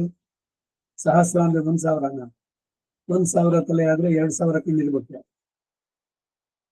ಸಹಸ್ರಾಕ್ಷ ಸಹಸ್ರಪಾತ 1,000 ಕಾಲು. ಅನೇಕ ಅಂತ ಇಲ್ಲ ಅರ್ಥ. ಅನೇಕ ಬಾಹುಗಳು, ತೊಡೆಗಳು, ಊರು, ಬಹು ದಂಸಾಕರಾಳ, ಬಹು ಕೋರೆದಾಡಿಗಳಿರುವ ಕ್ರೂರವಾದ, ಇದು ಭೀತಿಗೆ ಕಾರಣವಾದ ತಾತ್ಪರ್ಯ. ಹೀಗೆ ಮಹತ್ ರೂಪ, ಮಹತ್ತಾದ ರೂಪವನ್ನು ದೃಷ್ಟ ನೋಡಿ ಲೋಕಾಹ, ಹಿಂದೆ ಲೋಕತ್ರಯ ಎಂಬ ಪ್ರಯೋಗದಿಂದ ಹೇಳಲ್ಪಟ್ಟ ಜನರಲ್ ತತ ಹಾಗೆಯೇ ಅಹಂ ನಾನು ಕೂಡ ಪ್ರವ್ಯತಿಕಾಹ ವಿಶೇಷ ಭೀತರಾಗಿದ್ದೇವೆ ಅಥವಾ ಭಯದಿಂದ ಚಲಿತರಾಗಿದ್ದೇವೆ. ಈ ಶ್ಲೋಕದಲ್ಲಿ ಶ್ರೀಕೃಷ್ಣನ ವಿಶ್ವರೂಪವು ಅನೇಕ ಮುಖ, ನೇತ್ರ, ಅನೇಕ ಬಾಹು, ಅನೇಕ ಊರು, ತೊಡೆಗಳು, ಅನೇಕ ಉದರ, ಅನೇಕ ಪಾದಗಳು ಉಳ್ಳದ್ದು ಎಂದು ಹೇಳಿದ್ದರೂ ಕೂಡ ರೂಪಂ ಎಂದು ಏಕವಚನ ಇರೋದ್ರಿಂದ ನಾವು ಭಾವಿಸತಕ್ಕದ್ದು ಏನು ಅಂದ್ರೆ ಒಂದೇ ಗಡಿ ಪ್ರದೇಶಕ್ಕೆ ಅನೇಕ ಮುಖ ನೇತ್ರಾದಿಗಳು ಇದ್ದವು ಎಂಬ ಊಹೆ ಸಮಂಜಸವಾಗಿ ತೋರುತ್ತೆ. ಇದಕ್ಕನುವಾಗಿ 15ನೇ ಶ್ಲೋಕದಲ್ಲಿ ತವ ದೇವದೇಹೆ ಎಂದು ಏಕವಚನ ಇದೆ. ಹಾಗೆಯೇ ದೇವದೇವಸ್ಯ ಶರೀರ ಎಂದು 13ನೇ ಶ್ಲೋಕದಲ್ಲಿ ಇದೆ. ಹಾಗೆಯೇ 20ನೇ ಶ್ಲೋಕದಲ್ಲೂ ಕೂಡ ದೃಷ್ಟ್ವಾದ್ಭುತಂ ರೂಪಮುಗ್ರಂ ತವೇದಂ. ಏನೆಲ್ಲ ಸಂದೇಹಗಳು ಬರ್ತವೆ, ನಮಗ್ ಬರೋದನ್ನ ಇವರೇ ಎಲ್ಲ ತರ್ತಾರೆ. ಈಗ ಅನೇಕ ಬಾಹು, ಉದರಗಳು, ಪಾದಗಳು ಎಲ್ಲ ಹೇಳಿದ್ರು. ಇದೆಲ್ಲ ಎಲ್ಲಿತ್ತು ಅಂದ್ರೆ ಆ ಕೃಷ್ಣನ ಶರೀರದಲ್ಲೇ ಎಲ್ಲ ಇದ್ದಿದ್ದು. ಕೃಷ್ಣನ ಶರೀರ ಏನು 2 ಕಾಲು ಇದ್ದಿದ್ದು ಅವನು, ಅದ್ರೊಳಗಡೆ ಇದೆಲ್ಲ ತೋರ್ತು. ಅನೇಕ ಬಾಹು, ಅನೇಕ ಶಿರಸ್ಸು, ಪಾದ, ಕಣ್ಣು ಎಲ್ಲವೂ ಕೂಡ ಅಂತ. ದೃಷ್ಟ ಅದ್ಭುತಂ ರೂಪಮುಗ್ರಂ ತವೇದಂ, ಇಲ್ಲೆಲ್ಲ ಏಕವಚನ. ಆದ್ದರಿಂದ ಅನೇಕ ರೂಪಗಳನ್ನ ವಿಶ್ವರೂಪವನ್ನು ತೋರಿಸುವಾಗ ತೋರಿಸಿದ್ರು ಎಂಬ ಭಾವನೆ ಸಮಂಜಸವಾದಲ್ಲ. ಆದರೆ ಹಿಂದೆ 5ನೇ ಶ್ಲೋಕದಲ್ಲಿ ಪಶ್ಯಮೇ ಪಾರ್ಥರೂಪಾಣಿ ಎಂಬ ಬಹುವಚನ ಇದೆಯಲ್ಲ ಅಂದ್ರೆ ಅದನ್ನು ನಾನಾ ವಿಧಾನಿ ದಿವ್ಯಾನಿ ನಾನಾ ವರ್ಣಾಕೃತಿ ನಿಜ ಎಂದು ಉಪಪಾದಿಸುವುದರಿಂದ ಒಂದೇ ದೇಹದಲ್ಲೇ ತೋರುವ ಅನೇಕ ದೃಶ್ಯಗಳ ವರ್ಣನೆ ಎಂದು ಭಾವಿಸುತ್ತದ್ದು. ಹೀಗೆ ಭಾವಿಸದೇ ಇದ್ರೆ ಈ ಪ್ರತಿಜ್ಞಾ ವಾಕ್ಯಕ್ಕೂ ಮುಂದೆ ತೋರಿದ್ದಕ್ಕೂ ಏಕಮತ್ಯ ಇರೋಲ್ಲ, ಐಕಕಂಠ ಇಲ್ಲದ್ದಾಗುತ್ತೆ. ಪ್ರವ್ಯತಿಕಾಹ ತಥಾಹಂ ರಾಮಾನುಜರ ಭಾಷ್ಯ. ಭಕ್ತಿಭಿರ್ದಂಸ್ವಾಭಿಃ ಅತಿ ಭೀಷಣಾಕಾರಂ ಲೋಕಾಃ ಪೂರ್ವೋಕ್ತಾಃ ಪ್ರತಿಕೂಲ ಅನುಕೂಲ ಮಧ್ಯಸ್ಥ ತ್ರಿವಿಧಾಃ ಸರ್ವ ಏವಾಹಂಚ ತವೇದಂ ಈದೃಶಂ ರೂಪಂ ದೃಷ್ಟ್ವಾ ಅತೀವ ವ್ಯಥಿತಾ ಭವಾಮಃ. 23ನೇ ಶ್ಲೋಕಕ್ಕೆ ರಾಮಾನುಜರ ಭಾಷ್ಯಾರ್ಥ. ಭೀತಿಗೆ ಕಾರಣಭೂತ ಯಾವುದೋ ಅದನ್ನು ಮಾತ್ರ ಪ್ರದರ್ಶಿಸ್ತಾರೆ. ಭಕ್ತಿಭಿಃ ದಂಷ್ಟ್ರಾಭಿಃ ಅನೇಕ ಕೋರದಾಡಿಗಳಿಂದ ಅತಿ ಭೀಷಣಾಕಾರಂ ಅತಿ ಭಯಂಕರವಾದ ಆಕಾರವಿಲ್ಲದ್ದಾದ್ದರಿಂದಲೇ ಲೋಕಾಹ ಅಂದರೆ ಪೂರ್ವೋಕ್ತಾಹ ಪ್ರತಿಕೂಲ ಅನುಕೂಲ ಮಧ್ಯಸ್ಥಾ ತ್ರಿವಿಧಾಃ. ಹಿಂದೆ 20ನೇ ಶ್ಲೋಕದಲ್ಲಿ ಲೋಕತ್ರಯ ಶಬ್ದದಿಂದ ಪೂರ್ವೋಕ್ತರಾದ, ಪ್ರತಿಕೂಲರಾದ, ಅನುಕೂಲರಾದ, 2 ಅಲ್ಲದ ಮಧ್ಯಸ್ಥರಾದ 3 ವಿಧವಾದಂತಹ ಸರ್ವೇ ಸಮಸ್ತರು ಅಲ್ಲಿ ಬಂದು ಅಂತರಿಕ್ಷದಲ್ಲಿ ನೆರೆದಿರೋರು, ಅಹಂಚ ನಾನು ಸಹ ತಾನ್ ತವೇದಂ ಈದೃಶಂ ರೂಪಂ ನಿನ್ನ ಇಂತಹ ಈ ರೂಪವನ್ನು ಕಂಡು ಅತೀವ ವ್ಯಥಿತಾ ಭವಾಮಹ ಹೆಚ್ಚಾಗಿ ವ್ಯಥೆಯುಳ್ಳವರಾಗಿದ್ದೇವೆ. ಆದರೆ 20ನೇ ಶ್ಲೋಕದಲ್ಲಿ ಪ್ರವ್ಯಥಿತಂ ಎಂಬುದಕ್ಕೆ ಭೀತಂ ಎಂಬ ಭಾಷೆಯು, ಇಲ್ಲಿ ವ್ಯಥಿತಾಹ ದುಃಖಪಟ್ಟವರಾಗಿದ್ದೇವೆ ಎಂಬ ಭಾಷೆಯು ಹೇಗೆ ಅಂದ್ರೆ ಭಯವು ಪೂರ್ವಭಾವಿಯಾಗಿ ಉಂಟಾಗಿ ಅನಂತರ ಕ್ಲೇಶ ಉಂಟಾಗುವುದರಿಂದ ಹಾಗೆ ವ್ಯಾಖ್ಯಾನ. ಆದ್ದರಿಂದ ಇಲ್ಲಿ ಪ್ರವ್ಯಥಿತ ಶಬ್ದಕ್ಕೆ ಭಯದಿಂದ ಉಂಟಾಗುವ ಮನಶ್ಚಲನೆಯ ತಾತ್ಪರ್ಯ ಎಂದು ಭಾವಿಸ್ತಕ್ಕಂಥದ್ದು. ವ್ಯಥ ಭಯ ಸಂಚಲನೆಯೋ ಎಂಬ ಧಾತು ಅರ್ಥಗಳ ಪ್ರಕಾರ 2 ಅರ್ಥಗಳು ಉಂಟು ಎಂದು ಸ್ಪಷ್ಟ. ಇನ್ನೊಂದನ್ನ ನಾವು ಗಮನಿಸಬೇಕಾದದ್ದು ಕಾರಣಂತೂ ಧ್ಯೇಯ, ಭಗವಂತನ ಧ್ಯಾನಿಸನ. ಆ ಧ್ಯಾನಕ್ಕೆ ಇರುವಂತಹ ಭಗವಂತನ ಸ್ವರೂಪ ಹೆಂಗಿರ್ಬೇಕು, ಅದು ಮನಸ್ಸಿಗೆ ಆಹ್ಲಾದತೆಯನ್ನು ಉಂಟು ಮಾಡೋದಾಗ್ಬೇಕು. ಇದಕ್ಕಾಗೇನೆ ಇವಾಗ ಶಕ್ತಿನೋ, ಕಾಳಿ, ಕರಾಳಿ, ಚಂಡಮಾಲೆ, ಈ ರುದ್ರ, ಅವನ ತಾಂಡವನ, ಈ ತರದನ್ನ ನಮ್ಮ ಉಪಾಸನೆಯನ್ನು ಹೆಚ್ಚಿಗೆ ನಾವು ನೋಡೋದು. ಅವನು ಪ್ರಸನ್ನವಾದನು, ಶಂಖ ಚಕ್ರ ಗದಾಧರ, ಕುಂಡಲಿ ಮಂಡಿತಾನನು, ಸರ್ವಾಭರಣ ಸಂಯುಕ್ತ, ಎಲ್ಲವನ್ನು ನೋಡಿದ್ದಾನೆ. ಕಣ್ಣಿಗೆ ಆನಂದವಾಗುತ್ತೆ ನೋಡ್ಬೇಕಾದ್ರೆ ರೂಪವನ್ನು. ಧ್ರುವನಿಗೆ ಅವನು ತೋರಿಸಿದ ರೂಪನು ಅಲ್ಲಿ, ಇಲ್ಲ ಪ್ರಹ್ಲಾದ ನರಸಿಂಹನಿಗೆ ತೋರಿಸಿದ್ದು ನರಸಿಂಹ ಭೀಕರ. ಇದು ಕೂಡ ಹೇಳಿದ್ದೆ ಹಿಂಗೆ ಒಂದ್ಸಲ, ಯಾರು ಹೇಳಿದ್ರು ಉಗ್ರ ನರಸಿಂಹ ಫೋಟೋ ಮನೆಯಲ್ಲಿ ಇಟ್ಕೋಬಹುದಾ? ಉಗ್ರ ನರಸಿಂಹ, ಅವನು ಉಗ್ರ ಯಾರಿಗೆ? ಭಗವದ್ ವಿರೋಧಿಗಳಿಗೆ. ನಾವೆಲ್ಲ ಅವನ ಮಕ್ಕಳು. ಅವನಲ್ಲಿ ಈ ಭಯ ಯಾಕೆ ಬರಬೇಕು ನಮ್ಗೆ? ಭಯಕೃತ್ ಭಯನಾಶನ ವಿಷ್ಣು ಸಹಸ್ರನಾಮದಲ್ಲಿ ಭಯಕೃತ್ ಯಾಕಲ್ಲ ಅನ್ನೋದು. ನಾವು ಭಗವಂತನ ಆಜ್ಞೆಯನ್ನು ಉಲ್ಲಂಘಿಸಿದ್ದಕ್ಕೆ ಕೋಪದಿಂದ ನಮಗೆ ಬಂದಂತಹದ್ದು ಪ್ರಬಲತರ ಪ್ರಾಚೀನ ಕರ್ಮಗಳು. ಯಾವುದೋ ಭಗವದ್ ಆಜ್ಞಾತಿಲಂಘನ, ಅವುಗಳಿಂದಾಗಿದ್ದು. ಈಗ ನೀವು ಅವನಲ್ಲಿ ಕ್ಷಮಾಪಣೆಯನ್ನ ಕೇಳಿ ನನ್ನನ್ನು ಕ್ಷಮಿಸುವಂತ ಅವನನ್ನು ಪ್ರಾರ್ಥನೆ ಮಾಡಿದ್ರೆ ಆ ಭಯವನ್ನು ನಾಶ ಮಾಡೋದು ಅವನು. ಬಂಧನವ ಕೊಡುವನೇ ಶ್ರೀನಿವಾಸ, ಬಂಧನವ ಬಿಡಿಸೋನು ಶ್ರೀನಿವಾಸ. ಧರ್ಮದಿಂದ ಮಾಡಿದ್ದು ಭಗವದ್ ಪ್ರಾತಿಕೂಲ್ಯಂ, ಭಗವದ್ ಆನುಕೂಲಮೇವ ಕರಿಷ್ಯೆ, ಭಗವತ್ ಪ್ರಾತಿಕೂಲ್ಯಂ ನ ಕರಿಷ್ಯೆ. ಶಾಸ್ತ್ರಮನೆ ಕಡೆಯಲ್ಲಿ ಭಗವಂತನ ಚೊಲ್ಲಿಕೆ ಅದರಲ್ಲಿ ಸಾದಾ ನಿನಗೆ ಅನುಕೂಲ ಮಾಡ್ತೀವಿ, ಪ್ರಾತಿಕೂಲ್ಯ ಮಾಡಲ್ಲ. ಹಾಗೆ ಮಾಡಿದ್ರೆ ಅದಕ್ಕೆ ಪ್ರಾಯಶ್ಚಿತ್ತಗಳು ಕಲ್ಪ ಕೋಟಿ ಸಹಸ್ರೇಣ ಅಪಿ ಸಾಧನಂ ನಾಸ್ತಿ, ಇವೆಲ್ಲ ಬರುವಂತ. ಸೊ ನಮಗೆ ಭಗವಂತನ ದರ್ಶನ ಹೇಗಾಗ್ಬೇಕು? ಈಗ ತಂದೆ ತಾಯಿ ನೋಡಿದ್ರೆ ಮಕ್ಕಳಿಗೆ ಭಯವಾಗುತ್ತೆ. ಈ ಹುಲಿ ಮರಿಗೆ ಹುಲಿ ಅಂದ್ಕೊಂಡಿರ್ಬೋದು, ಭಯ ಆಗುತ್ತೆ. ಸಿಂಹ, ಹುಲಿ, ಕ್ರೂರ ಮೃಗಗಳು. ಕ್ರೂರತೆ ಯಾವುದಕ್ಕೆ? ಆಹಾರ ಬೇಕು ಅಂದಾಗ ಅದು ಜಿಂಕೆಯನ್ನು ಹಿಡ್ಕೊಳ್ಳೋದೇ ಬೇರೆ, ಅಥವಾ ಎಮ್ಮೆಯನ್ನು, ಕಾಡೆಮ್ಮೆಯನ್ನು, ಆನೆಯನ್ನು ಇದು ಮಾಡ್ಬೇಕಾದ್ರೆ ಅದರ ಕಂಠಸ್ಥಳದಲ್ಲಿ ಕಚ್ಚಿ ಹಿಡಿದು ರಕ್ತವನ್ನು ಹೀರಿ ಆಮೇಲೆ ತಿನ್ನತ್ತೆ. ಆದ್ರೆ ತನ್ನ ಮರಿಯನ್ನು ಎತ್ಕೊಂಡ್ ಬರ್ಬೇಕಾದ್ರೆ ಹೇಗ್ ಬರುತ್ತೆ? ಹುಲಿ ತನ್ನ ಮರಿಯನ್ನ ಬಾಯಿನಲ್ಲೇ ತಾನೆ ಇಟ್ಕೊಂಡ್ ಬಂದಿದೆ, ಆ ಬಾಯಿನಲ್ಲೇ ತಾನೆ ಅದು ಜಿಂಕೆಯನ್ನು ಹಿಡಿದು ತಿಂದಿದ್ದು. ಅಲ್ಲಿ ಬೇರೆ, ಇಲ್ಲಿ ಬೇರೆ. ಸೊ ಅದರಿಂದ ನಮಗೆ ಈ ಕ್ರೂರ ರೂಪ, ಉಗ್ರ ರೂಪ ಇವೆಲ್ಲ ಭಗವದ್ ವಿರೋಧಿಗಳಿಗೆ ಕಾಣಿಸುವಂತದ್ದು. ನಾವು ಅವನನ್ನ ಸಂತೋಷವಾಗಿ ನೋಡ್ಬೇಕು, ಪ್ರೀತಿಯಿಂದ ನೋಡ್ಬೇಕು. ಅವನ್ ನೋಡ್ತಾ ಇದ್ರೆ ಅವನ್ ನಮ್ಮನ್ನೇ ನೋಡ್ತಾ ಇದ್ದಾನೆ. ಇನ್ನೂ ಸ್ವಲ್ಪ ನೀವು ದೃಷ್ಟಿಸಿ ನೋಡಿದ್ರೆ ಏಕಾಗ್ರತೆಯಿಂದ ಅರ್ಚಾರೂಪಿಯಾದ ಭಗವಂತನು ಅವನು ಸ್ಮೈಲ್ ಮಾಡ್ತಾ ಇದ್ದಾನೆ, ತುಟಿ ಉಗುಳ್ನಗೆ ನಮ್ಮನ್ನೇ ಕಂಡು ನೋಡ್ತಾ ಇದ್ದಾನೆ ಅಂತ ಹೀಗೆ ನೋಡುವಂತಹದ್ದು. ಹೇಗೆ ನೋಡ್ಬೇಕು? ಆ ದ್ರೋಣ ಅರ್ಜುನನ್ಗೆ ತಿಳಿಸಿದ್ನಲ್ಲ, ಬಿಲ್ಲು ವಿದ್ಯೆನಲ್ಲಿ ಒಂದು ಮರದ ತುದಿನಲ್ಲಿ ಒಂದು ಚಿಕ್ಕ ಗಿಣಿಯನ್ನು ಕಟ್ಟಿಬಿಟ್ಟು ಗಿಳಿಯ ರೂಪದ ಒಂದು ಮರದ ಇದನ್ನು ಮಾಡಿ ಅದನ್ನ ನೀನು ಕೇಂದ್ರೀಕರಿಸು, ಏಕಾಗ್ರತೆ ನಿನಗೆ. ಬೇರೆ ಎಲ್ರುಗಳು ಏನ್ ಕಾಣಿಸ್ತಾ ಇದೆ? ಮರ ಕಾಣಿಸ್ತಾ ಇದೆ, ಆಮೇಲೆ ಏನೇನ್ ಕಾಣಿಸುತ್ತೆ? ಎಲ್ರು ಕಾಣಿಸ್ತಾ ಇದ್ದಾರೆ ಸುತ್ತಲೂ ಇರೋರೆಲ್ಲ. ಸರಿ ಆಯ್ತು, ನಿಮ್ದು ಪರೀಕ್ಷೆ, ನೀವು ಹೋಗ್ಬೋದು. ನೆಕ್ಸ್ಟ್ ಕರೆದು ಎಲ್ರು ಕಡೆಯಲ್ಲಿ ಅರ್ಜುನ್ ಕರೆದು, ಅರ್ಜುನ ನೋಡು, ದೃಷ್ಟಿಸಿ ನೋಡು, ಏಕಾಗ್ರತೆಯಿಂದ ನೋಡು. ಸರಿ, ನಿಮ್ಗೇನ್ ಕಾಣಿಸುತ್ತೆ? ಕುರುಗಳ ಎಲ್ಲ ನೋಡ್ತಾ ಇದ್ರಿ, ಮೇಲೆ ಒಂದು ಗಿಣಿ ಕಾಣಿಸ್ತಾ ಇದ್ರಿ. ಸರಿ, ಈಗ ಆ ಗಿಣಿಯನ್ನೇ ನೀನು ಸ್ವಲ್ಪ ಚಿಂತಿಸಿ ನೋಡು. ಗಿಣಿಯನ್ನು ಕಾಣಿಸ್ತಾ ಇದೆ, ಬಟ್ ಏನು ಕಾಣಿಸ್ತಾ ಇಲ್ಲ ಬೇರೆ. ಏಕಾಗಿರುತ್ತೆ ನೋಡಿ ಇದು. ಅಲ್ಲಿ ಮುಂದಕ್ಕೇನು? ಆಮೇಲೆ ಏನ್ ಕಾಣಿಸುತ್ತೆ? ಕಣ್ಣು ಕಾಣಿಸುತ್ತೆ. ಕಣ್ಣು ಬಿಟ್ಟು ಇನ್ನೇನಾರು ಕಾಣಿಸುತ್ತೆ? ಇಲ್ಲ, ಗಿಣಿಯ ಕಣ್ಣು ಒಂದು ಬಿಟ್ಟು ಬೇರೆ ಏನು ಕಾಣಿಸ್ತಾ ಇಲ್ಲ ನನಗೆ. ಇವಾಗ ಹೊಡ್ಬಿಡು ಕಾಣೋಣ. ಅರ್ಜುನ ಬಿಟ್ಟ, ನೇರ ಹೋಗಿ ಆ ಮರದಲ್ಲಿ ತುದಿನಲ್ಲಿ ಕಟ್ಟಿದ್ದು ಪಕ್ಷಿ ಸಣ್ಣಕ್ಕಿರೋದು, ಹೊರಗಡೆಯಿಂದ ಪಕ್ಷಿನೇ ಕಾಣಿಸಲ್ಲ. ಅದು ಮನಸ್ಸಿನಲ್ಲಿ ಏಕಾಗ್ರತೆ ಅಂದ್ರೆ ಈ ರೀತಿ ಬರಬೇಕು, ಬೇರೆ ಎಲ್ಲವನ್ನೂ ಬಿಟ್ಬಿಡ್ಬೇಕು. ಅನನ್ಯಾಶ್ಚಿಂತೆಯಂತೋ ಮಾಂ ಯೇ ಜನಾಃ ಪರ್ಯುಪಾಸತೆ. ಅನನ್ಯ ಅಂತಂದ್ರೆ ಅನ್ಯ ಚಿಂತೆಗಳನ್ನು ಬಿಡಿ, ಪೂರ್ಣವಾಗಿ ನಿಮ್ಮನ್ನು ನೀವು ಮರೀರಿ. ಎಲ್ಲಿದ್ದೀನಿ ಅನ್ನೋದು ಮರ್ತೋಗ್ಬೇಕು. ಇದು ಏಕಾಗ್ರತೆ. ಐಕಾಂತಿಕ ಆತ್ಯಂತಿಕ ಪರಭಕ್ತಿ ಪರಜ್ಞಾನ ಪರಭಕ್ತಿ ಕೃತ. ಗದ್ಯದಲ್ಲಿ ಹೇಳೋದು ಐಕಾಂತಿಕ, ಇದು ಏಕಾಂತ. ಆತ್ಯಂತಿಕ ಕಡೆ ಎತ್ತು ನನ್ನ ತನಕನೂ ಅಷ್ಟೇ. ಏನೋ ಇವತ್ತೊಂಚೂರು ನೋಡ್ಬಿಟ್ಟು ಆಗೋಯ್ತು ಅಂತಲ್ಲ. ತಿಲ ತೈಲವತೆ ದಾರು ವನ್ನಿವತೆ ದರ್ಶನ ಸಮಾನಾಕಾರ. ಎಣ್ಣೆಯನ್ನು ಬಿಟ್ಟರೆ ಹೇಗೆ ಭಾರಿಯಾಗಿ ಬರುತ್ತೆ ಹಾಗೆ ಕಂಟಿನ್ಯೂಸ್ ಥಾಟ್ ಇರ್ಬೇಕು ಭಗವಂತನ ಬಗ್ಗೆ. ಒಂದು ಕ್ಷಣ ಅದರಿಂದ ಬೇಕಾದ್ರೆ ಸಾ ಮಹಾ ವಿಪತ್ತಿ. ಭಕ್ತಿ ಸುಲಭನೇನು? ಭಗವಂತ ಭಕ್ತಿಗೆ ಸುಲಭ. ಭಕ್ತಿ ಅಥವಾ ಅನನ್ಯ ಶಕ್ಯ. ಭಕ್ತಿ ಬಿಟ್ಟು ಬೇರೆ ರೀತಿಯಿಂದ ನನ್ನನ್ನ ಪಡೆಯೋಕ್ಕಾಗಲ್ಲ. ಮದ್ ಭಕ್ತಿ ಲಭತೆ ಪರಾಮ್ ಎಲ್ಲ ಭಗವದ್ಗೀತೆ ಮಾತಿಲ್ಲ, ಅದನ್ನೇ ಅವರು ಗದ್ಯದಲ್ಲಿ ಹಾಕಿದ್ರು. ಆದ್ರೆ ಭಕ್ತಿ ಮಾಡೋದು ಸುಲಭ. ಆಳ್ವಾರ್ಗಳು ಮಾಡೋದು ಭಕ್ತಿಯನ್ನು.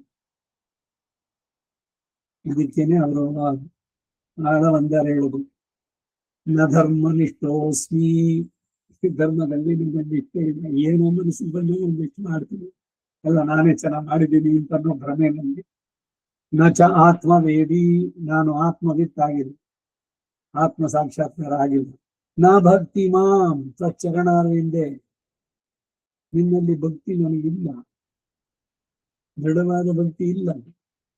ಬರೀ ಮಾಡೋದು ಬಿಸ್ನೆಸ್. ನಿಮಗೆ ದೀಪ ಹಚ್ತೀನಿ, ಏನೋ ಒಂದು ಕೆಲಸ ನನಗೆ ಚೆನ್ನಾಗಿ ಬೇಗ ಆಗ್ಬೇಕಾಗಿದೆ. ತುಪ್ಪದ ದೀಪ ಅವತ್ತ, ತೆಂಗಿನಕಾಯಿ ಹೊಡೆಯೋದು, ಬೇರೆ ಅಯ್ಯೋ ಇವತ್ತು ಭಗವಂತನಿಗೆಲ್ಲ ಇಟ್ಕೊಂಡು ಅವನು ಪರೀಕ್ಷೆಗೆ ಹೋಗ್ತಾ ಇದ್ದಾನೆ ಮಗ, ಅಥವಾ ಅವನ ಮದುವೆಗೆ ನೀನು ಆಗ್ಬೇಕು, ಏನೋ ಒಂದು ದೊಡ್ಡ ಕೆಲಸ ಆಗ್ಬೇಕು. ಇವಾಗ ಇವರು ಗಾಳಿನಲ್ಲಿ ನಿಲ್ಕೊಂಡಿತ್ತು, ಅವಾಗ ಏನಿಲ್ಲ ಭಕ್ತಿ. ಬೇರೆ ಟೈಮ್ನಲ್ಲಿ ನನಗೆ ಮಾಮೂಲಿ ಮಾನಸಿಕ ಎಲ್ಲ ಸಿದ್ಧಿಕಾಚಿ. ಸೌವರ್ಣೆ ಸ್ಥಾಲಿವರ್ಯೆ ಮಣಿಗಣ ಖಚಿತೆ ಭೋಗ್ತಾಂಸ್ ಭಕ್ಷಾನ್ ಭಕ್ಷಾನ್ ಭೋಜ್ಯಾನ್ ಚಲಿತ್ಯಾನ್ ಪರಮಮಪಿ ಹವಿಷ್ಯುಶ್ಚ ಮನ್ನಂ ನಿಧಾಯ ನಾನಾ ಶಾಖೈರುಪೇತಂ ಸುಧರಿ ಮಧುಗೃತ ಕ್ಷೀರ ಪಾನೀಯಯುಕ್ತಂ ತಾಂಬೂಲಂಚ ಆತ್ಮಯಾಗೆ ಭಗವಂತಂ ಮನಸ ಅಭ್ಯರ್ಥ. ಮಾನಸಿಕವಾಗಿ ಎಲ್ಲ ಮಾಡ್ಬಿಡೋದು, ಎಲ್ಲ ಮನಸ್ಸಿನಲ್ಲಿ ಕೆಲಸ ಆಗ್ಬೇಕಾದ್ರೆ ಏನು ಭಕ್ತಿ, ನಮ್ಗೆ ಭಕ್ತಿ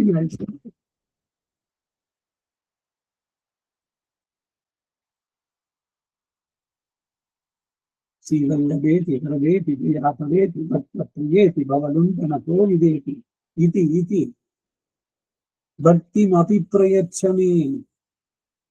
ಭಕ್ತಿ ಅನ್ನೋದು ನಿಂತಾಗುವಂತೆ ನೀನು ನನ್ನ ಮನಸ್ಸನ್ನೋದಲ್ಲಿ ತೊಡಗಿಸಿ ಅನ್ನೋ ಪ್ರಾರ್ಥನೆಗಿಲ್ಲ ಬರುತ್ತೆ. ಸೊ ಭಕ್ತಿ ಅನ್ನೋದು ಬಹಳ ಸುಲಭ ಅಲ್ಲ. ಅದಕ್ಕಾಗಿ ನಮಗೆ ತೋರಿಸಿದ್ದು ಬಹಳ ಸುಲಭ ಮಾರ್ಗ ಪ್ರಪತ್ತಿ. ನಿಮಗೆ ಪೂರ್ಣವಾಗಿ ರೂಪಿಸ್ಕೊಳ್ಳಿ, ಅದಕ್ಕೊಂದು ಸಂಕಲ್ಪ ಮಾಡಿ. ಭಗವದ್ ವಿರೋಧವಾದ ಕೆಲಸ ಮಾಡಲ್ಲ. ಭಗವದಾನುಕೂಲನೇವ ಗರಿಷ್ಯೆ ತತ್ವಾದಿಗುಲ್ಯಂ ನ ಗರಿಷ್ಯೆ ಮಮ ಚೈಜ್ಯಾಮಿದ್ದೆ ಸಂಭಾವಿತ ಬುದ್ಧಿಪೂರ್ವಕಾಪಚಾರಾಂಗ ವೈಕಲ್ಯಾದಿ ಪರಿಹಾರದ ಪರಕ್ಷಯ ತ್ವಾಮಿನ ಕಲ್ಪಕೋಟಿ ಸಹಸ್ರೇಣ ಪ್ರಸಾದಂ ಅಸ್ತಿ. ತ್ವಮೇವೋಪಾಯಾಂತರಸ್ಥಾನೇ ಸ್ಥಿತ್ವಾ, ಉಪಾಯ ಸ್ಥಾನದಲ್ಲಿ ನೀನೇ ನಿಂತ್ಕೋ. ಸುದೃಢವಕ್ತಿರ್ಸ್ಯಾಮಿ ತ್ವಮೇವ ತದ್ರಕ್ಷಾಂ ಕುರು ದೇಹೇಂದ್ರಿಯತ್ವೇನ. ಸುಂದರವಾಗಿದೆ.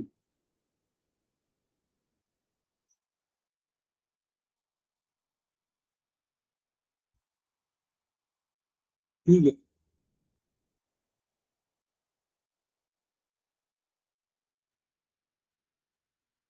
ಭೀತಿ ಯಾಕೆ ಉಂಟಾಯ್ತು?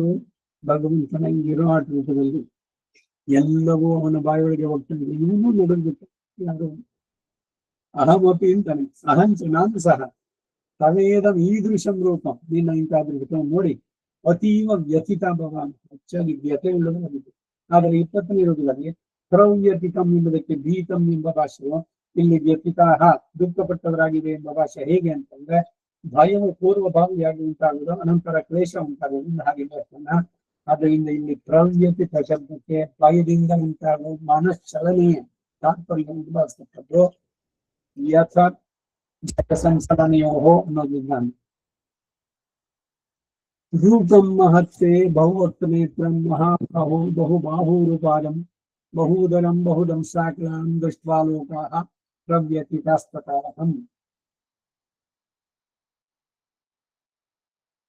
ಅರ್ಜುನನ ಹಿಂದಿನ ಶ್ಲೋಕದಲ್ಲಿ ನಾನು ಪ್ರವ್ಯಥಿತನಾಗಿದ್ದೆ ಅಂತ ಹೇಳಿದ, ಅದನ್ನೇ ಪುನಃ ವಿವರಿಸಿ ಏರಿಕೆ ಮಾಡ್ಕೊಳ್ತಾ ಇದ್ದಾನೆ.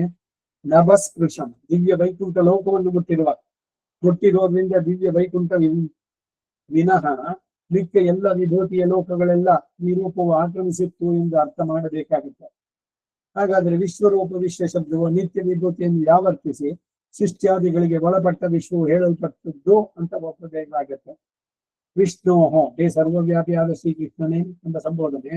ದೀಪ್ತಂ, ಬಹು ತೇಜೋಮಯವಾದ ಅನೇಕ ವರ್ಣಗಳುಳ್ಳ ಪ್ರಕೃತಿಯ ಸತ್ವ ರಜಸ್ತಮೋ ಸತ್ವ ರಜಸ್ತಮ ಗುಣ. ಮುದ್ರಾ ರಾಕ್ಷಸನ ಪ್ರಭಾವ. ಸತ್ವ ರಜಸ್ತಮಸ್ಸು ತ್ರಿಗುಣಾತ್ಮಕವಾದಂತಹ ಪ್ರಕೃತಿ ಗುಣಗಳನ್ನು ಉಳ್ಳದ್ದಾಗಿ ಲೋಹಿತಂ, ಶುಕ್ಲ ಕೃಷ್ಣ ಉಳ್ಳದ್ದು ಈ ರೂಪದೊಂದಿಗೆ ಸೇರಿಕೊಂಡಿದೆ.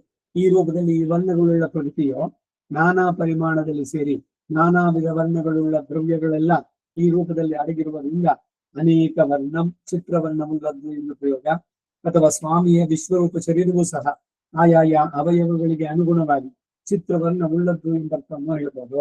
ವ್ಯಾತಾನನಂ, ತೆರೆಯಲ್ಪಟ್ಟ ಬಾಯಿಗಳುಳ್ಳ ದೀಪ್ತ ವಿಶಾಲ ನೇತ್ರಂ, ಜ್ವಲಿಸುವ ವಿಶಾಲಗಳಾದ ನೇತ್ರಗಳುಳ್ಳ ಸ್ವಾನಿನ್ನನ್ನು. ಸೂರ್ಯ ಚಂದ್ರರವನ ಕಣ್ಣುಗಳು ಅಂತ. ಜಯಸ್ಸದಾ ಸವಿತೃಮಂಡಲ, ಇದರಲ್ಲಿ ಪಾದೌ ನಾಭಿರ್ವೇದ ಸುರ ನೀಲಶ್ಚಂದ್ರ ಸೂರ್ಯೌಚ ನೇತ್ರೆ ಕರ್ಣಾವಾಶಾ ಶಿರೋರ್ಜೌ. ಧ್ಯಾನ ಶ್ಲೋಕ ವಿಷ್ಣು ಸಹಸ್ರನಾಮದಲ್ಲಿ ಅವನ ವಿರಾಟ್ ವಿಶ್ವರೂಪವನ್ನ ವರ್ಣನೆ ಮಾಡುವಂತಹ. ಹೀಗೆ ವಿಶಾಲ ನೇತ್ರಂ ಅವುಗಳನ್ನ ಉಳ್ಳಂತ ಸ್ವಾನಿನನ್ನ ದೃಷ್ಟ ಕಂಡು ಪ್ರವ್ಯಥಿತಾಂತರಾತ್ಮ, ಭಯದಿಂದ ಚಲಿಸಿದ ಮನಸ್ಸುಳ್ಳವನಾಗಿದ್ದೇನೆ.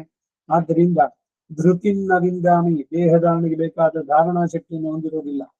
ಶಮಂಚ ನ ವಿಂದಾಮಿ, ಮನಃಶಾಂತಿಯನ್ನು ಹೊಂದಿಲ್ಲ. ಹೀಗೆ ಅರ್ಥ ಉಂಟಾಗುವುದರಿಂದ ಪುನೋಕ್ತಿ ಇಲ್ಲ. ತೆರೆದ ವಾಯುಗಳು, ಕೋರೆ ದಾಡೆಗಳು, ದೀಪ್ತಗಳಾದ ಕಣ್ಣುಗಳು ಎಲ್ಲವೂ ಭಯೋತ್ಪಾದಕಗಳಾದ್ರಿಂದ ಮನಸ್ಥೈರ್ಯ ಆಗುತ್ತದೆ, ಮನಃಶಾಂತಿ ತೊಲಗುತ್ತೆ ಎಂಬ ಭಾವ. ಇಲ್ಲಿ ಈ ಶಬ್ದವು ಹೇತ್ವರ್ಥ ಸೂಚಕ. ಯಾವ ಕಾರಣದಿಂದ ನಿನ್ನ ರೂಪವು ಮೇಲೆ ವರ್ಣಿಸಿರುವ ಹಾಗೆ ಕ್ರೂರವಾಗಿ ತೋರಿ ಬರುತ್ತೋ ಆ ಕಾರಣದಿಂದ ಋತಿಯೂ ಇಲ್ಲ, ಶ್ರಮವೂ ಇಲ್ಲ ಎಂಬ ಭಾವ. ಭಾಷ್ಯ ಇರುತ್ತೆ. ನಭಶಬ್ದ ಒಂದು, ತದಕ್ಷರೇ ಪರಮೇ ವ್ಯೋಮನ್. ಎರಡು, ಆದಿತ್ಯವರ್ಣಂ ತಮಸಃ ಪರಸ್ತಾತ್. ಮೂರು, ಕ್ಷಯಂತಮಸ್ಯ ರಜಸಃ ಪರಾಕೆ. ನಾಲ್ಕು, ಯೋ ಅಸ್ಯಾಧ್ಯಕ್ಷ ಪರಮೇ ವ್ಯೋಮನ್ ಇತ್ಯಾದಿ ಶ್ರುತಿ ಸಿದ್ಧ ತ್ರಿಗುಣ ಪ್ರಗತ್ಯತೀತ ಪರಮ ವ್ಯೋಮವಾಚಿ ಸವಿಕಾರಸ್ಯ ಪ್ರಗತಿ ತತ್ವಸ್ಯ ಪುರುಷಸ್ಯ ಚ ಸರ್ವಾವಸ್ಥಸ್ಯ ಕೃತ್ಸ್ನಸ್ಯ ಆಶ್ರಯತೆಯ ನಭಸ್ಪೃಶಮಿತಿ ವಚನಾತ್ ಧ್ಯಾವಾ ಪೃಥಿವ್ಯೋ ಇದಮಂತರಂ ಹಿ ವ್ಯಾಪ್ತಂ ಇತಿ ಪೂರ್ವೋಕ್ತತ್ವಾಚ್ಚ. ದೀಪ್ತಮನೇಕ ವರ್ಣಂ ವ್ಯಾಪ್ತಾನನಂ ದೀಪ್ತ ವಿಶಾಲ ನೇತ್ರಂ ತ್ವಾಂ ದೃಷ್ಟ್ವಾ ಪ್ರವ್ಯಥಿತಾಂತರಾತ್ಮ ಅತ್ಯಂತ ಭೀತಮನಃ ಧೃತಿನ್ನ ವಿಂದಾಮಿ ದೇಹಸ್ಯ ಧಾರಣಂ ನ ಲಭೆ ಮನಸಶ್ಚೇಂದ್ರಿಯಾಣಾಂಚ ಶಮಂ ನ ಲಭೆ. ವಿಷ್ಣು ವ್ಯಾಪಿಂ ಸರ್ವವ್ಯಾಪಿನಂ ಅತಿಮಾತ್ರಂ ಅತ್ಯದ್ಭುತಂ ಅತಿಘೋರಂಚ ತ್ವಾಂ ದೃಷ್ಟ್ವಾ ಪ್ರಶಿಥಿಲ ಸರ್ವ ಅವಯವೋ ವ್ಯಾಕುಲೇಂದ್ರಿಯಶ್ಚ ಭವಾಮಿ ಇತ್ಯರ್ಥಃ. 24ನೇ ಶ್ಲೋಕಕ್ಕೆ ರಾಮಾನುಜರ ಭಾಷ್ಯ. ಈ ಭಾಷ್ಯದ ಅರ್ಥ ಏನು ಅನ್ನೋದನ್ನ ನಾಳೆ ದಿವಸ ವಸುದೇವ ಸುತಂ ದೇವಂ ಕಂಸ ಚಾಣೂರಮರ್ದನಂ ದೇವಕೀ ಪರಮಾನಂದಂ ಕೃಷ್ಣಂ ವಂದೇ ಜಗದ್ಗುರುಂ ಅತಸಿ ಪುಷ್ಪ ಸಂಖ್ಯಾಶಂ ಹಾರನೂಪುರಶೋಭಿತಂ ರತ್ನಸಂಗಣಕೇಯೂರಂ ಕೃಷ್ಣಂ ವಂದೇ ಜಗದ್ಗುರುಂ ಕುಟಿಲಾಲಕ ಸಂಯುಕ್ತಂ ಪೂರ್ಣಚಂದನ ವಿಧಾನಂ ವಿಲಸತ್ಕುಂಡಲಧರಂ ದೇವಂ ಕೃಷ್ಣಂ ವಂದೇ ಜಗದ್ಗುರುಂ ಮಂದಾರಗಂಧ ಸಂಯುಕ್ತಂ ಚಾರುಹಾಸಂ ಚತುರ್ಭುಜಂ ಬರ್ಹಿ ಪಿಂಚಾವಚೂಡಾಂಗಂ ಕೃಷ್ಣಂ ವಂದೇ ಜಗದ್ಗುರುಂ उत्फुल्ल पद्मप्राक्षं नीलजीमूतंगिमं यादवानां शिरोरत्नं कृष्णं वन्दे जगद्गुरुं रुक्मिणीकेळि संयुक्तं पीताम्बरसशोभितम् आवाप्त तुलसी गंधं. ಶರೀರಕ್ಕೆ ಪೂರ್ಣವಾಗಿ ವ್ಯಾಪಿಸಿರುವಂತ ತುಳಸಿ ಗಂಧಿ ಕೃಷ್ಣಂ ವಂದೇ ಜಗದ್ಗುರುಂ ಗೋಪಿಕಾನಾಂ ಕೃತಗಂಧಂ ಕುಂಕುಮಾಂಕಿತವಕ್ಷಸಂ ಶ್ರೀನಿಕೇತಂ ಮಹೇಶ್ವಾಸಂ ಕೃಷ್ಣಂ ವಂದೇ ಜಗದ್ಗುರುಂ ಶ್ರೀವತ್ಸಾಂಕಂ ಮಹೋರಸ್ಕಂ ವನಮಾಲಾವಿರಾಜಿತಂ ಶಂಖಚಕ್ರಧರಂ ದೇವಂ ಕೃಷ್ಣಂ ವಂದೇ ಜಗದ್ಗುರುಂ ಕೃಷ್ಣಾಷ್ಟಕಮಿದಂ ಪುಣ್ಯಂ ಪ್ರಾತರುದ್ಧಾಯ ಪಠೇತ್ ಕೋಟಿಜನ್ಮಕೃತಂ ಪಾಪಂ ಸ್ಮರಣೇನ ವಿನಶ್ಯತಿ ಕವಿತಾರ್ಕಿಕ ಸಿಂಹಾಯ ಕಲ್ಯಾಣ ಗುಣಶಾಲಿನಿ ಶ್ರೀಮತೆ ವೆಂಕಟೇಶಾಯ ವೇದಾಂತ ಗುರವೇ ನಮಃ ವಾದಿದ್ವಿಪಶಿರೋ ಭಂಗ ಪಂಚಾನ ಪರಾಕ್ರಮಃ श्रीमान् वेंकटनाथार्यश्चिरं विजयतां भुवि श्रीमते निगमान्त महादेशिकाय नमः सर्वं श्री वासुदेवार्पणमस्तु ನಮಸ್ಕಾರ ಮಾಮ. नमस्कार।